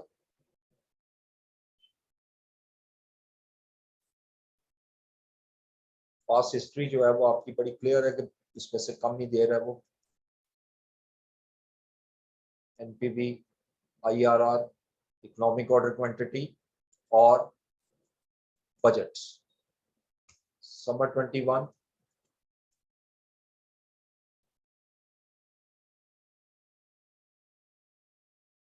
Okay, break even. अब ये एक क्वेश्चन दिया हुआ है यहाँ, क्वेश्चन नंबर 8, ये पेपर देखिएगा, पेपर है आपका समर 2021, क्वेश्चन नंबर 8। तो मैं इनलार्ज करता हूँ आपके सामने। देखो क्वेश्चन 7 थ्योरी का है, define and explain working capital management. ये मैंने आपको नोट्स प्रोवाइड किए हुए हैं और उससे पिछली क्लास में वहां से आप इसको तैयार कर लेंगे, वर्किंग कैपिटल को, थ्योरी को। अच्छा, उसके बाद क्वेश्चन नंबर 8 का जो ए पार्ट है इसको देखते हैं।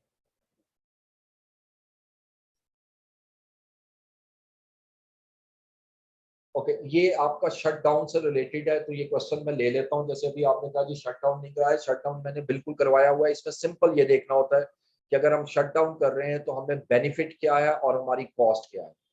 अगर बेनिफिट ज्यादा है, जिसको कॉस्ट बेनिफिट एनालिसिस कहते हैं, ये हमने किया हुआ है क्लास में डिस्कस, कॉस्ट बेनिफिट एनालिसिस। ठीक है, तो जो बेनिफिशियल होगा उसके मुताबिक हम करेंगे। अब ये क्वेश्चन देखें, Impreza company is considering the elimination of its packaging department.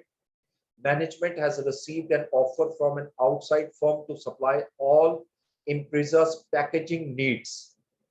To help in making the decision, Impreza's chief executive has asked the CFO for the analysis of the cost of running Impreza's packaging department. Including in that analysis is rupees 99,100 of rent, which represents the packaging department allocation of the rent on Impreza's factory building. If the packaging department is eliminated, the space it used will be converted to storage space. Currently, Impreza's rents storage space in nearby warehouse for rupees 110,000 per year. The warehouse rental will no longer be necessary if the packaging department were eliminated. बहुत छोटा सा question है, simple.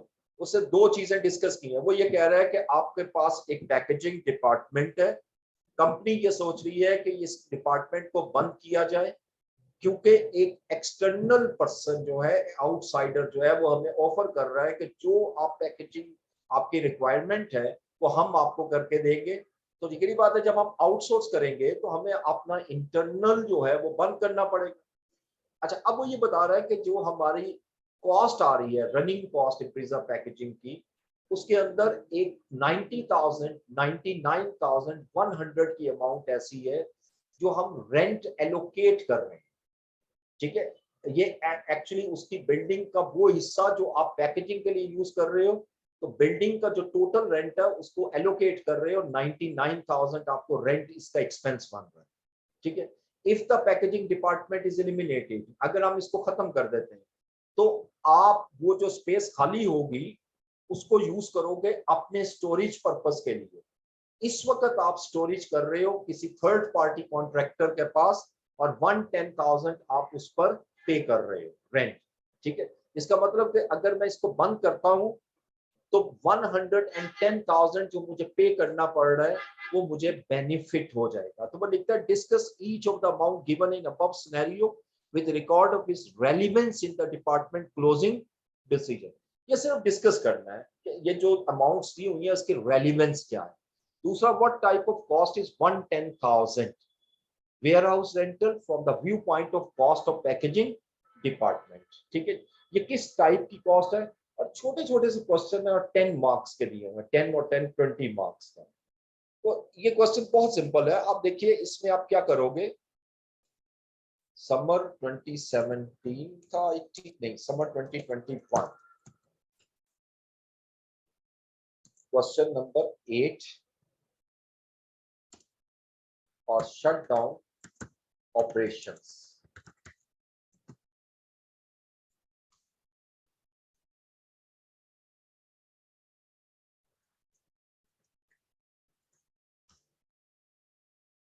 Part A की बात करूं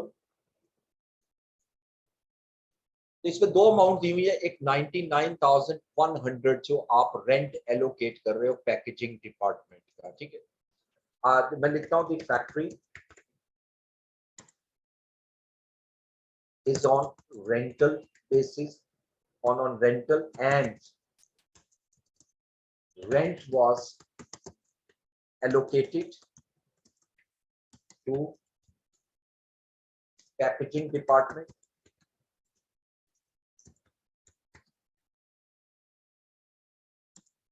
at rupees 99,100, ठीक है। तो इसकी सिग्निफिकेंस पूछ रहा है डिसीजन मेकिंग के कॉन्टेक्स्ट में, ठीक है। अब सिग्निफिकेंस क्या है कि देखें, अगर मैं इसको बंद कर देता हूं तो मेरा सवाल ये है, क्या ये जो फैक्ट्री का रेंट आपका कम हो जाएगा, सेव हो जाएगा? एब्सोल्युटली नॉट, ये सेव नहीं होगा। 99,100 की जो अमाउंट आ रही है ये आपको तब भी पे करनी पड़ेगी। मतलब ये तो बिल्डिंग का एक पार्ट है। मतलब आप चलो मैं समझाने के लिए कहता हूँ कि 4,50,000 का रेंट दे रहे हो, उसका एक डिपार्टमेंट है पैकेजिंग, जिसको आप 99,000 या 1 लाख रुपए का रेंट चार्ज कर रहे हो। अब अगर मैं पैकेजिंग डिपार्टमेंट बंद कर देता हूँ तो मुझे 4,50,000 पूरा पे करने पड़ेगा बिल्डिंग का रेंट, ठीक है। तो इसकी सिग्निफिकेंस यहाँ पर एक्सप्लेन करनी है, ठीक है। तो मैं यहाँ लिखूंगा the factory rent cost is fixed nature, is a fixed cost, and it cannot be avoided if the decision relating to closure of packaging department will be made। अगर मैं ये डिसीजन कर भी देता हूं कि उसको क्लोज कर दो, तो ये फैक्ट्री कॉस्ट जो है वो मेरी फिक्स कॉस्ट है और ये अवॉइड नहीं होगी, ठीक है। Therefore it has no significance और इन्फ्लुएंस, इन्फ्लुएंस का वर्ड लिख लो, ऑन डिसीजन मेकिंग। यानी इसको मैं डिसीजन मेकिंग में इसका कोई भी इंपैक्ट नहीं होगा, and therefore and hence ignored in this decision। इस डिसीजन में आप इस कॉस्ट को इग्नोर करो।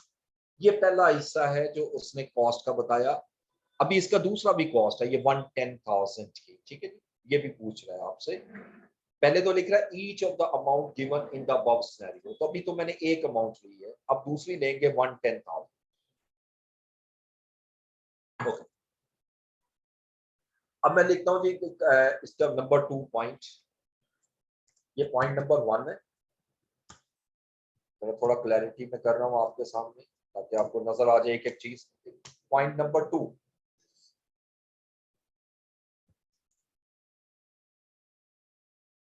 ओके ओके जी। तो ये जो आपकी कॉस्ट है ना 110,000, वो क्या कह रहा है कि अगर पैकेजिंग डिपार्टमेंट जो है उसको हम क्लोज करते हैं तो यकीनी बात है वो स्पेस जो है वो हमारे पास खाली हो जाए, which can be used by the company for its storage purposes।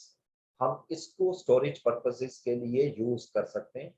और इस वक्त करंटली आप इन्हें एक और वेयर हाउस हायर किया हुआ है स्टोरेज पर्पसेस के लिए, जहां पर 110,000 पर मंथ आप कॉस्ट दे रहे हैं, ठीक है। अब अगर मैं इसको क्लोज करता हूं तो ऑब्वियसली मैं, चूंकि स्पेस खाली होगी, तो मैं उस वेयर हाउस को खाली कर दूंगा और आप उसकी स्टोरेज इसमें ट्रांसफर कर दूंगा, जिसकी वजह से 110,000 मेरा सेव हो जाएगा और डेफिनेटली इसका इम्पैक्ट डिसीजन मेकिंग पर आएगा, ठीक है।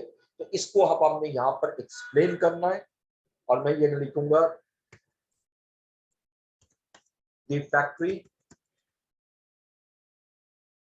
बल्कि यहाँ पर इस तरह स्टार्ट कीजिएगा, if the बल्कि करंट सिचुएशन लिखते हैं, currently packaging department is used for in pizzas packaging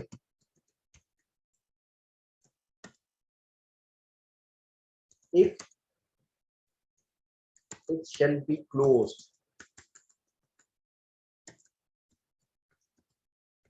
then space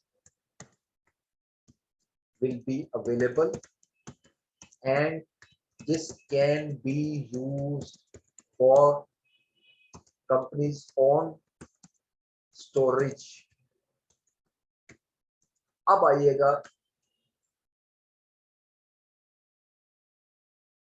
at that time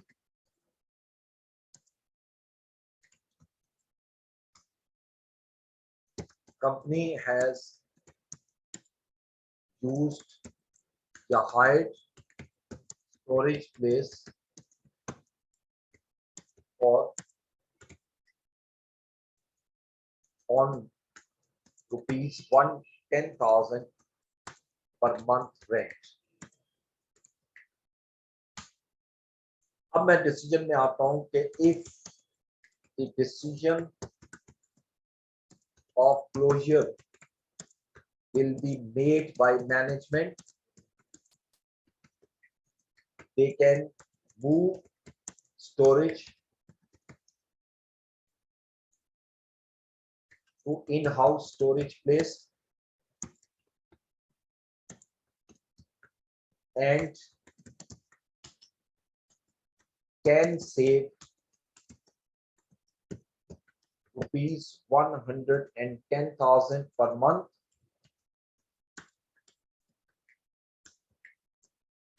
which is purely relevant to this decision. ये purely relevant है इस decision से। याद रखिएगा कि डिसीजन मेकिंग में कॉस्ट बेनिफिट एनालिसिस में सिर्फ उस कॉस्ट को, उस बेनिफिट को लेते हैं जो उस डिसीजन की वजह से जिसमें चेंज आए। अगर उसके अंदर कोई चेंज नहीं आती, जैसे फिक्स कॉस्ट की मैंने एग्जांपल दी, इसके अंदर किसी किस्म की कोई चेंज नहीं आती, तो डेफिनेटली इसके अंदर भी हम कोई भी यानी इसको हम इग्नोर करेंगे डिसीजन मेकिंग पर्पस के लिए। ठीक है। अब पार्ट बी जो है वो छोटा सा पार्ट है, उसमें भी वो कुछ पूछना चाह रहे हैं आपसे, और वो कह रहा है कि बताइए कि ये जो what type of cost is rupees 110,000 from the view point of the cost of packaging department. ठीक है। तो मैं यहां पर ये छोटा सा जवाब है, the cost of warehouse rental of rupees 110,000 per month shall be treated as relevant या variable cost element as it will change as result of this decision। ठीक है। जब मैं ये डिसीजन लेता हूं तो यकीनी बात है चेंज कैसे होगी, क्योंकि मेरे पास स्पेस खाली होने की वजह से मैं इस वेयर हाउस को वेकेट कर दूंगा और उसकी वजह से 110,000 कॉस्ट सेव हो जाएगी। इस फैक्ट को मैं यहाँ पर एक और तरीके से भी लिख देता हूँ, the rental cost relating to warehouse of rupees 110,000 shall be saved if decision of closure of packaging department shall be made। ठीक है। ये समर 2021 में एक क्वेश्चन आया था, मैंने ये करवा दिया आपको, और इसके अंदर भी रेशियो नहीं है। अब जरा विंटर के क्वेश्चन भी देख लें।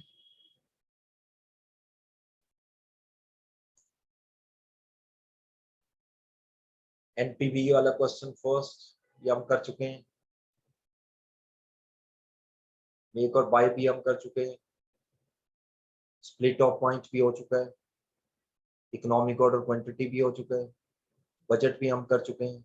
इस पेपर में तकरीबन सारे क्वेश्चन किए हुए हैं हमने, रेलिवेंट कॉस्ट भी हो चुके हैं, and then break even point. ठीक है, इस पेपर में भी कोई रेशियो नहीं आई आपको, वर्किंग कैपिटल से रिलेटेड कोई क्वेश्चन नहीं।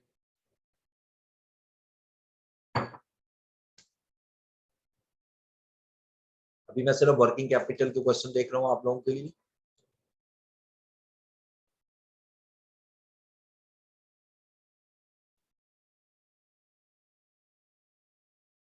इसमें भी नहीं आया हुआ।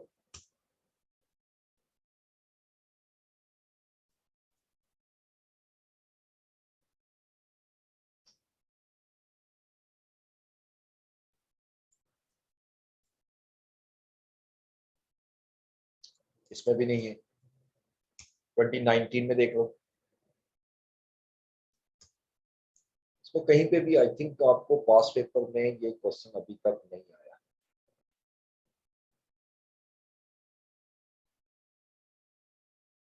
यस, इसमें भी नहीं है। अब लास्ट पेपर है क्योंकि 2021 विंटर में नहीं है, ये तो मैंने चेक किया। इसमें भी थ्योरी क्या है, what is working capital and it's management. ठीक है, बिल्कुल सेम वही क्वेश्चन जो पिछले पेपर में हमने पढ़ा, सेम वही। इसमें और कोई क्वेश्चन नहीं।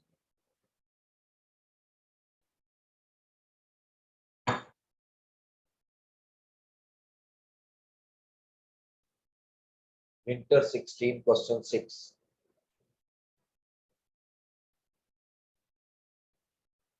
Last point.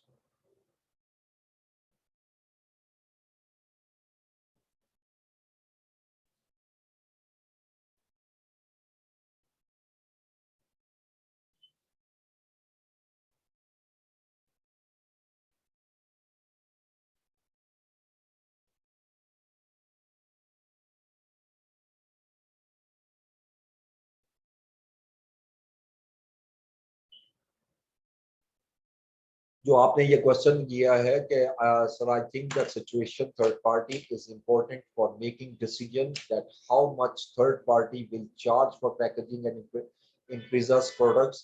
ये इससे पिछला डिसीजन होता है जो उसने क्वेश्चन के अंदर बता दिया हुआ है कि हम क्लोजर की तरफ जा रहे हैं। तो ये सिचुएशन हमें डिस्कस यहाँ करने की जरूरत नहीं है। ये मेक और बाय डिसीजन से रिलेट करता है कि हमें इन हाउस बनाना चाहिए या नहीं, वो उसने दिया हुआ है। ठीक है, okay.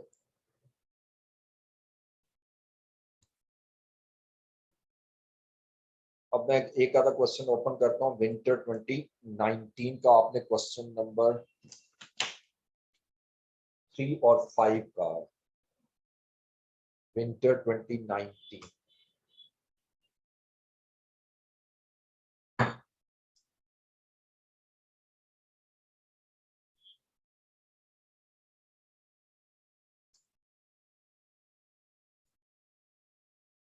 Question number 3 and question number 5।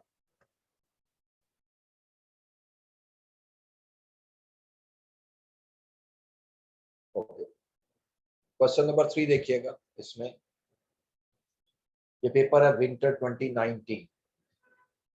Question की रिक्वायरमेंट नंबर 1 है, determine the reduction in cash balance that can be achieved through use of lock box system. अभी ये डिस्कस करेंगे, ऊपर लिखा होगा कि इसमें क्या फीचर्स हैं, उसके मुताबिक हम देखेंगे कि वो कह रहा है कि कितना कैश बैलेंस जो है वो उसमें रिडक्शन होगी, that can be achieve through the use of lock box system. दूसरा, determine the opportunity cost of present system assuming 5% return on short term instrument. if the number 3, if the annual cost of lockbox system is 75,000, should such a system be initiated? Okay, इसमें 3 part हैं, तो पहले question को देख लीजिएगा। The gold company currently has a centralized billing and collection system. Payments are made by all customers to central billing locations. It requires on average 4 days for customers mailed payment. to reach the central location. 2 additional days are required to process payment before a deposit can be made. ठीक है, यानी अब ये सारी situation देखो, इस वक्त यहाँ तक जो मैंने पढ़ा है उसमें वो ये कहना चाह रहा है यहाँ से लेकर यहाँ तक कि कंपनी इस वक्त जो है वो आपका यूज कर रही है centralise billing system. Centralise billing system ये है कि आपके जितने भी आउटलेट्स हैं या जितने भी आपकी लोकेशंस हैं, बिल वहां से नहीं होता, बिल सेंट्रल से होता है, जिसको हेड ऑफिस का नाम चलो दे लो। और उसके लिए 4 दिन चाहिए customer mail payment to reach the central location, यानी 4 दिन तो आपको मेल में चाहिए। और 2 additional days are required to process payment before a deposit can be made, और 2 दिन और चाहिए ताकि उस पेमेंट को प्रोसेस किया जा सके। Firm has a daily average collection of 500,000। The company has recently investigated the possibility of initiating a lockbox system. It has estimated that such a system, customer mailed payment would reach the receipt location 3 days sooner. यानी 3 दिन पहले हमें आ जाएगी, और further the processing time could be reduced 1 additional day, और एक मजीद दिन कम हो जाएगा प्रोसेसिंग टाइम में भी, because each lockbox bank would pick up mailed deposit twice daily। ठीक है, क्योंकि वो दिन में 2 मरतबा करती है, उसकी वजह से सेव हो जाए। अब ये बड़ा सिंपल क्वेश्चन है, इसमें भी कोई मुश्किल चीज नहीं है। तो पहला वो कहता है बताइए कैश बैलेंस जो है उसमें कितनी रिडक्शन हो जाएगी। ठीक है, देखिए सिंपल सी लॉजिक है, आप एक दिन आपको जो कैश, एक दिन का जो कैश कलेक्शन है वो आपकी 500,000 है। ठीक है, और नेचुरल सी बात है जब 500,000 आपकी एक दिन की कलेक्शन है, और पहले 6 डेज लग रहे थे कलेक्शन करते हुए, 6 डेज। ठीक है, और अब वो जो बता रहा है कि वो 3 और 1/4 डेज लगेंगे। सो कितना बैलेंस रिड्यूस होगा। देखिए पहले 6 डेज में पेमेंट प्रोसेस होती थी, और अब प्रोसेस हो रही है आपकी 5 डेज 4 डेज में। इसका मतलब 2 डेज आप डेली सेव करोगे। ठीक है, अब इसकी तरफ आता हूँ, इसके सोल्यूशन की तरफ। और ये पेपर है जी मेरे पास, विंटर 2019, क्वेश्चन नंबर 3,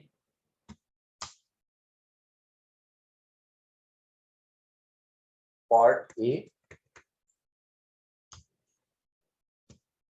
देखिए एग्जिस्टिंग सिचुएशन में आते हैं, existing days required to process payment. पहले हम इसको कैलकुलेट करते हैं, इसमें 2 डेज आ रहे हैं। देखें पहले आप इसको मुख्तसरन लिखिएगा, mailed to central location, mailed time. चलो मुख्तसर कर लेते हैं, how many days are required. वो कह रहा है जी कि इस पे आपके 4 डेज लगेंगे। ठीक है, और इसी तरीके से 2 additional days are required to process payment, process payment के लिए 2 डेज लगेंगे। यानी इसका मतलब ये हुआ कि मेरे 6 डेज लग रहे हैं।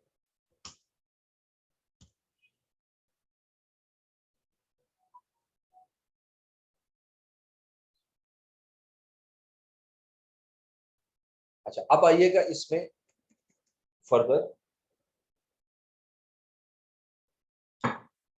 if lockbox system is used, then number of days required।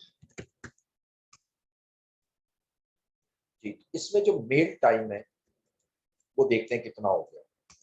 Question के मुताबिक वो कहता है जो मेल टाइम है वो 3 डेज सूनर होगा, 3 डेज सूनर।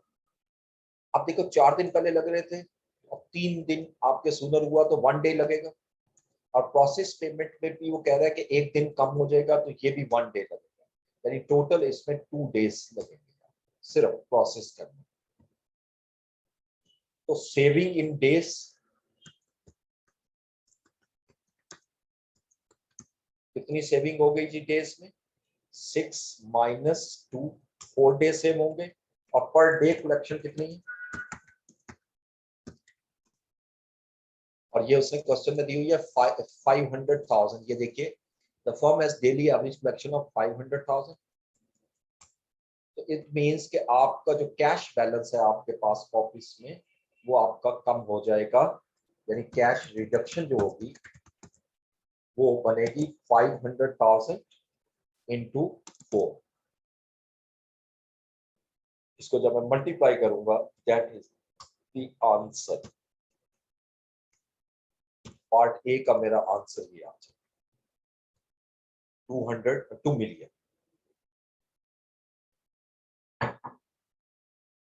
पार्ट बी की तरफ मूव करते हैं।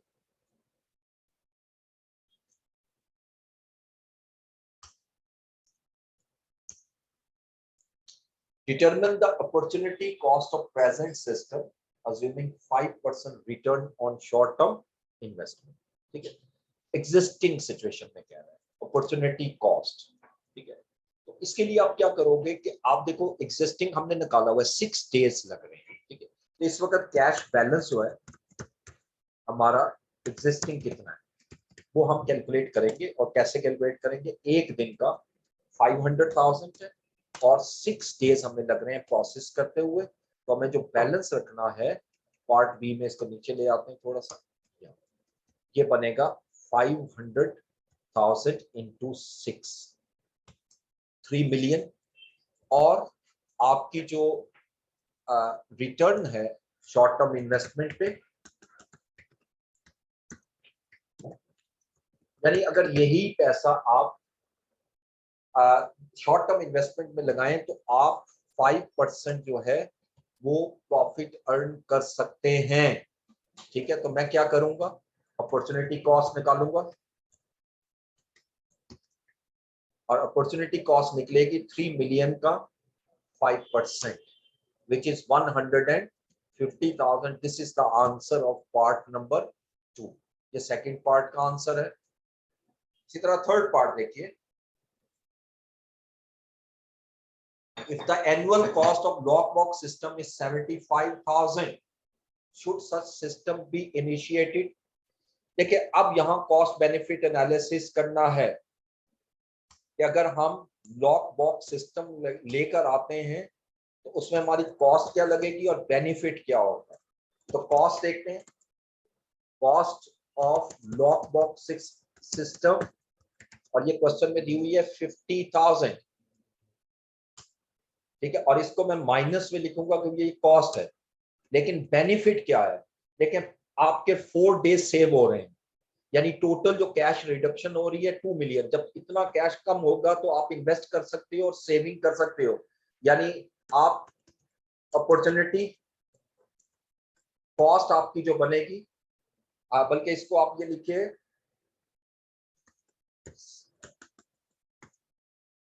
Interest income from short term investment. देखें, इस वक्त आपकी इन्वेस्टमेंट कितनी सेव हो जाएगी, कैश बैलेंस कितना कम होगा, 2 मिलियन। लेकिन ये बात है, जितना कम होगा उतनी आपकी अपॉर्चुनिटी कॉस्ट कम होगी और इसका 5% आपको सेव हो जाएगा। ये 2 मिलियन ये वाली अमाउंट है जो 4 डेज वाली है। अब इसको कैलकुलेट करो, ये बेनिफिट है 2 मिलियन इंटू 5%, ये बन रहा है 100,000। अब जरा इसका नेट बेनिफिट देखिएगा,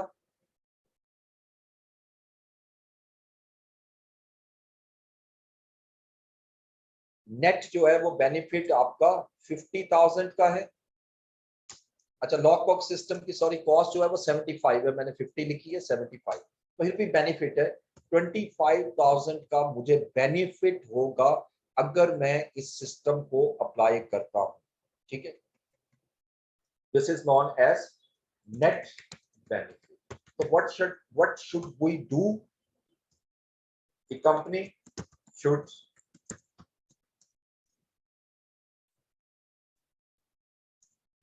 buy lock box system as it will enhance net profit of rupees 25,000। इससे 25,000 का मेरा जो प्रॉफिट है वो इंक्रीज हो जाएगा, तो कंपनी को ऐसा करना चाहिए। ठीक है जी, ये तो था क्वेश्चन नंबर 3। अच्छा, अब आपने क्वेश्चन नंबर 5 कहा, इसको भी देख लेते हैं। इसकी रिक्वायरमेंट ये है, evaluate whether offering discount to customer is financially viable or not, make appropriate recommendations। कि क्या हमें कस्टमर को बेनिफिट डिस्काउंट ऑफर करना चाहिए या नहीं करना चाहिए, क्या ये बेनिफिशियल है या नहीं।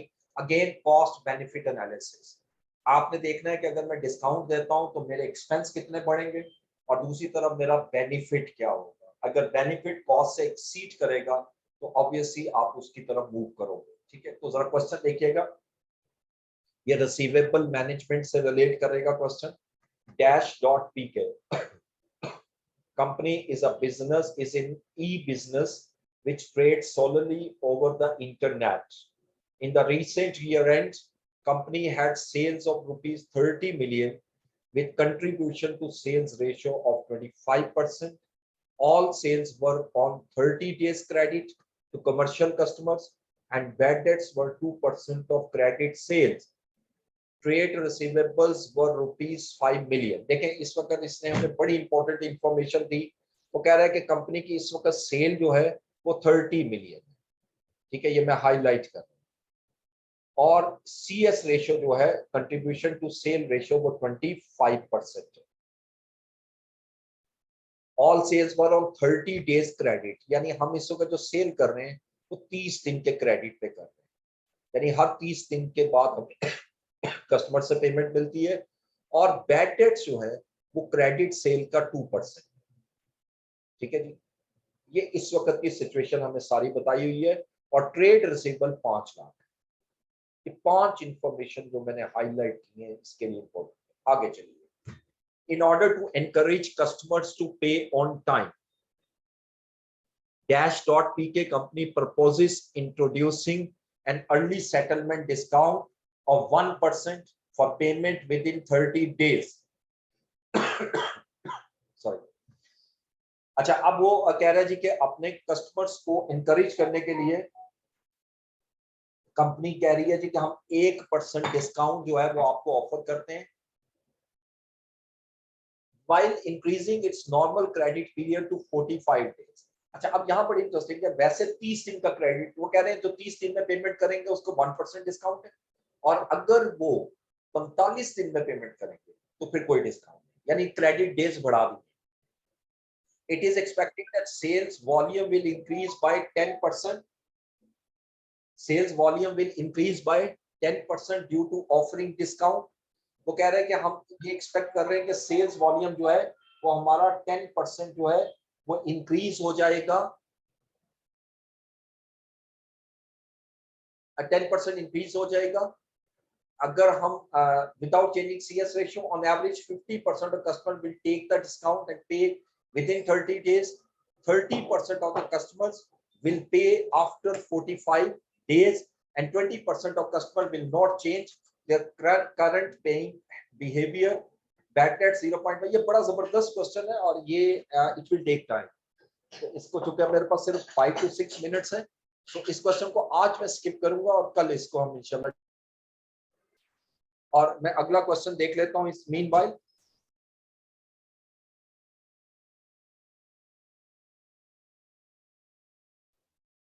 ये क्वेश्चन कल पे रख लेंगे तो इस पे टाइम लगेगा, काफी लेंथी।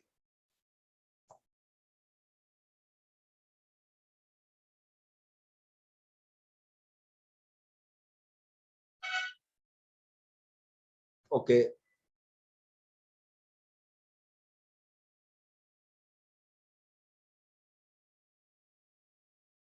आप लोग एक काम कीजिएगा प्लीज, जो जो क्वेश्चन आप नहीं किए भी रहते हैं आप उसे हाईलाइट कर लें, और कल की हमारी जो क्लास होगी ना उससे पहले आप मुझे मैसेज करेंगे, मैं सारे नोट करूंगा, उसके बाद वो सारे क्वेश्चन हम स्टार्ट कर लेंगे। ठीक है, आपका, ताकि वो मसला जो है वो रिमूव हो जाए।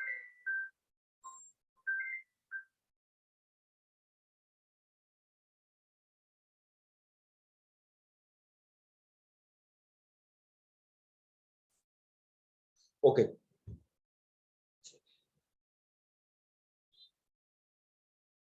अब समर 17 का आपने क्वेश्चन दिया था, विंटर 2020 क्वेश्चन नंबर 8, इसको भी देख लेंगे, छोटा है तो कर लेंगे। Winter 2020 question number 8, high low methods. ठीक है जी। ये बेसिकली सिंपल ये होता है कि इसमें फिक्स्ड और वेरिएबल कॉस्ट आप सेपरेट करते हो। ठीक है। Z limited operates a single outlet. Profit statement for May and June are as follows. ये सेल्स दी हुई है, cost of sale, gross profit, selling, distribution, administration और नेट प्रॉफिट। तो कहता है using the high low method to split following cost into fixed and variable. ठीक है। अब ये बड़ा सिंपल है, इसको फिक्स्ड और वेरिएबल में कन्वर्ट करना है। ये बजट में हमने डिस्कस किया था।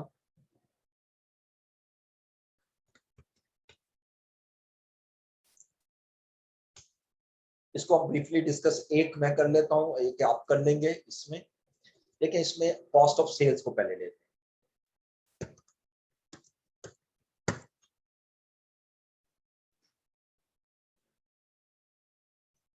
कॉस्ट ऑफ सेल्स में देखें तो हमें बेसिकली मई की कॉस्ट ऑफ सेल दी हुई है 55,000 और सेल है 50,000। ठीक है। यानी कॉस्ट ऑफ सेल जो मई की है और जून की,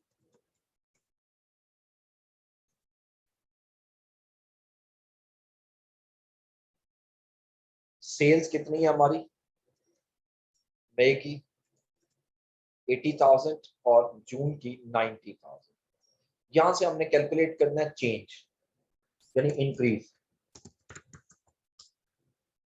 कितनी इंक्रीज हो रही है।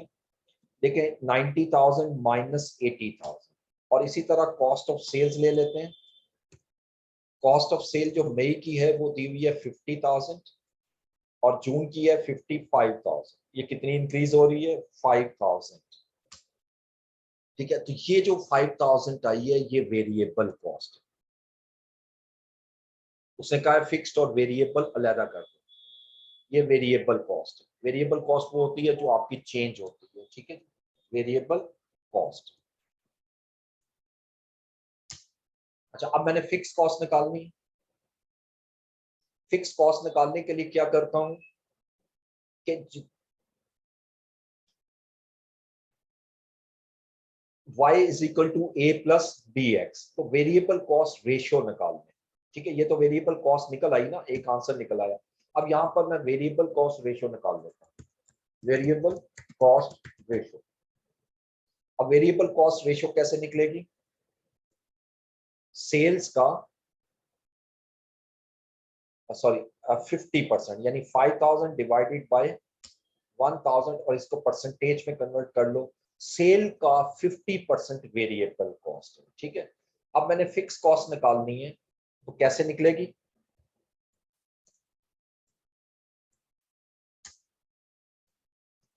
पहले आप लीजिएगा total cost,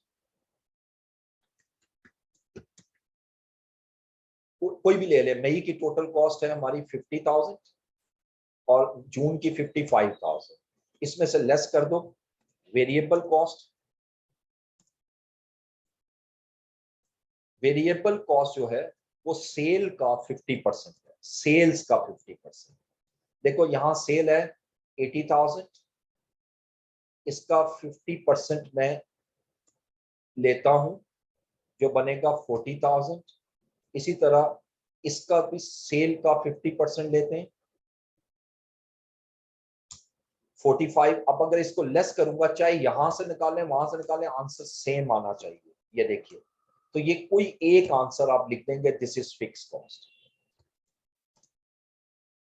this is the high low method. ये मेरे जो मैंने आंसर निकाले हैं ये आंसर है इसके। सेम इसी तरीके से सेम यही मेथड आपने लगाना है और आपने कैलकुलेट करना है सेलिंग एंड एडमिनिस्ट्रेशन कॉस्ट को, जो 8,000 और 9,000 है। ठीक है जी। सेम इसी तरह, अलबत्ता जो एडमिनिस्ट्रेशन कॉस्ट की बात कर रहा है ना, वो आपकी बड़ी क्लियर है। देखिए अगर सेल मेरी 80,000 होती है तो कॉस्ट 15,000 है, सेल 90,000 है तो कॉस्ट 15,000 है। चूंकि कॉस्ट चेंज नहीं हो रही, तो एडमिनिस्ट्रेशन कॉस्ट के बारे में सिंपल एक लाइन लिखिएगा, कि administration cost, all administration cost is fix cost as it was not changed with change in sales। ये सारी की सारी कॉस्ट जो है ये आपकी फिक्स कॉस्ट ही कंसीडर होगी, इसके अंदर वेरिएबल कॉस्ट का एलिमेंट नहीं होगा। ठीक है, तो एंड पे आप ना ये सॉल्व करके एक टेबल बना लेंगे और इसका सिंपल तरीका ये है कि यहाँ पर आप वेरिएबल लिख दें और यहाँ आप लिख दें फिक्स्ड। ठीक है, और इसमें आप लिख दें cost of sales. Cost of sales में जो वेरिएबल कॉस्ट है वो परसेंटेज में लिखनी है, 50% है, और जो फिक्स कॉस्ट है वो अमाउंट में लिखनी है, दैट इज 10,000। असल में ये जो आंसर है ना वो ये है 50%, दिस वन। ठीक है, और दूसरी आप खुद निकालेंगे, ये जो है सेम इसी तरीके से सेलिंग कॉस्ट और एडमिन कॉस्ट जो है उसमें आप वेरिएबल में 0 करेंगे और फिक्स्ड में आप कर दोगे 10,000 15,000 जो क्वेश्चन में दी हुई है। ठीक है, तो ये हिस्सा आपने खुद कैलकुलेट करना है, इसी को कॉपी करोगे तो ये सॉल्व हो जाएगा। ठीक है, तो बाकी इंशाल्लाह हम कल डिस्कस करते हैं, क्योंकि क्लास का टाइम खत्म हो गया। बाकी इंशाल्लाह जो क्वेश्चन है वो आप नोट डाउन कर लीजिएगा, तो कल इंशाल्लाह इसको डिस्कस करें। और ये मैं शेयर करता हूँ ग्रुप में। Thank you so much, Allah Hafiz.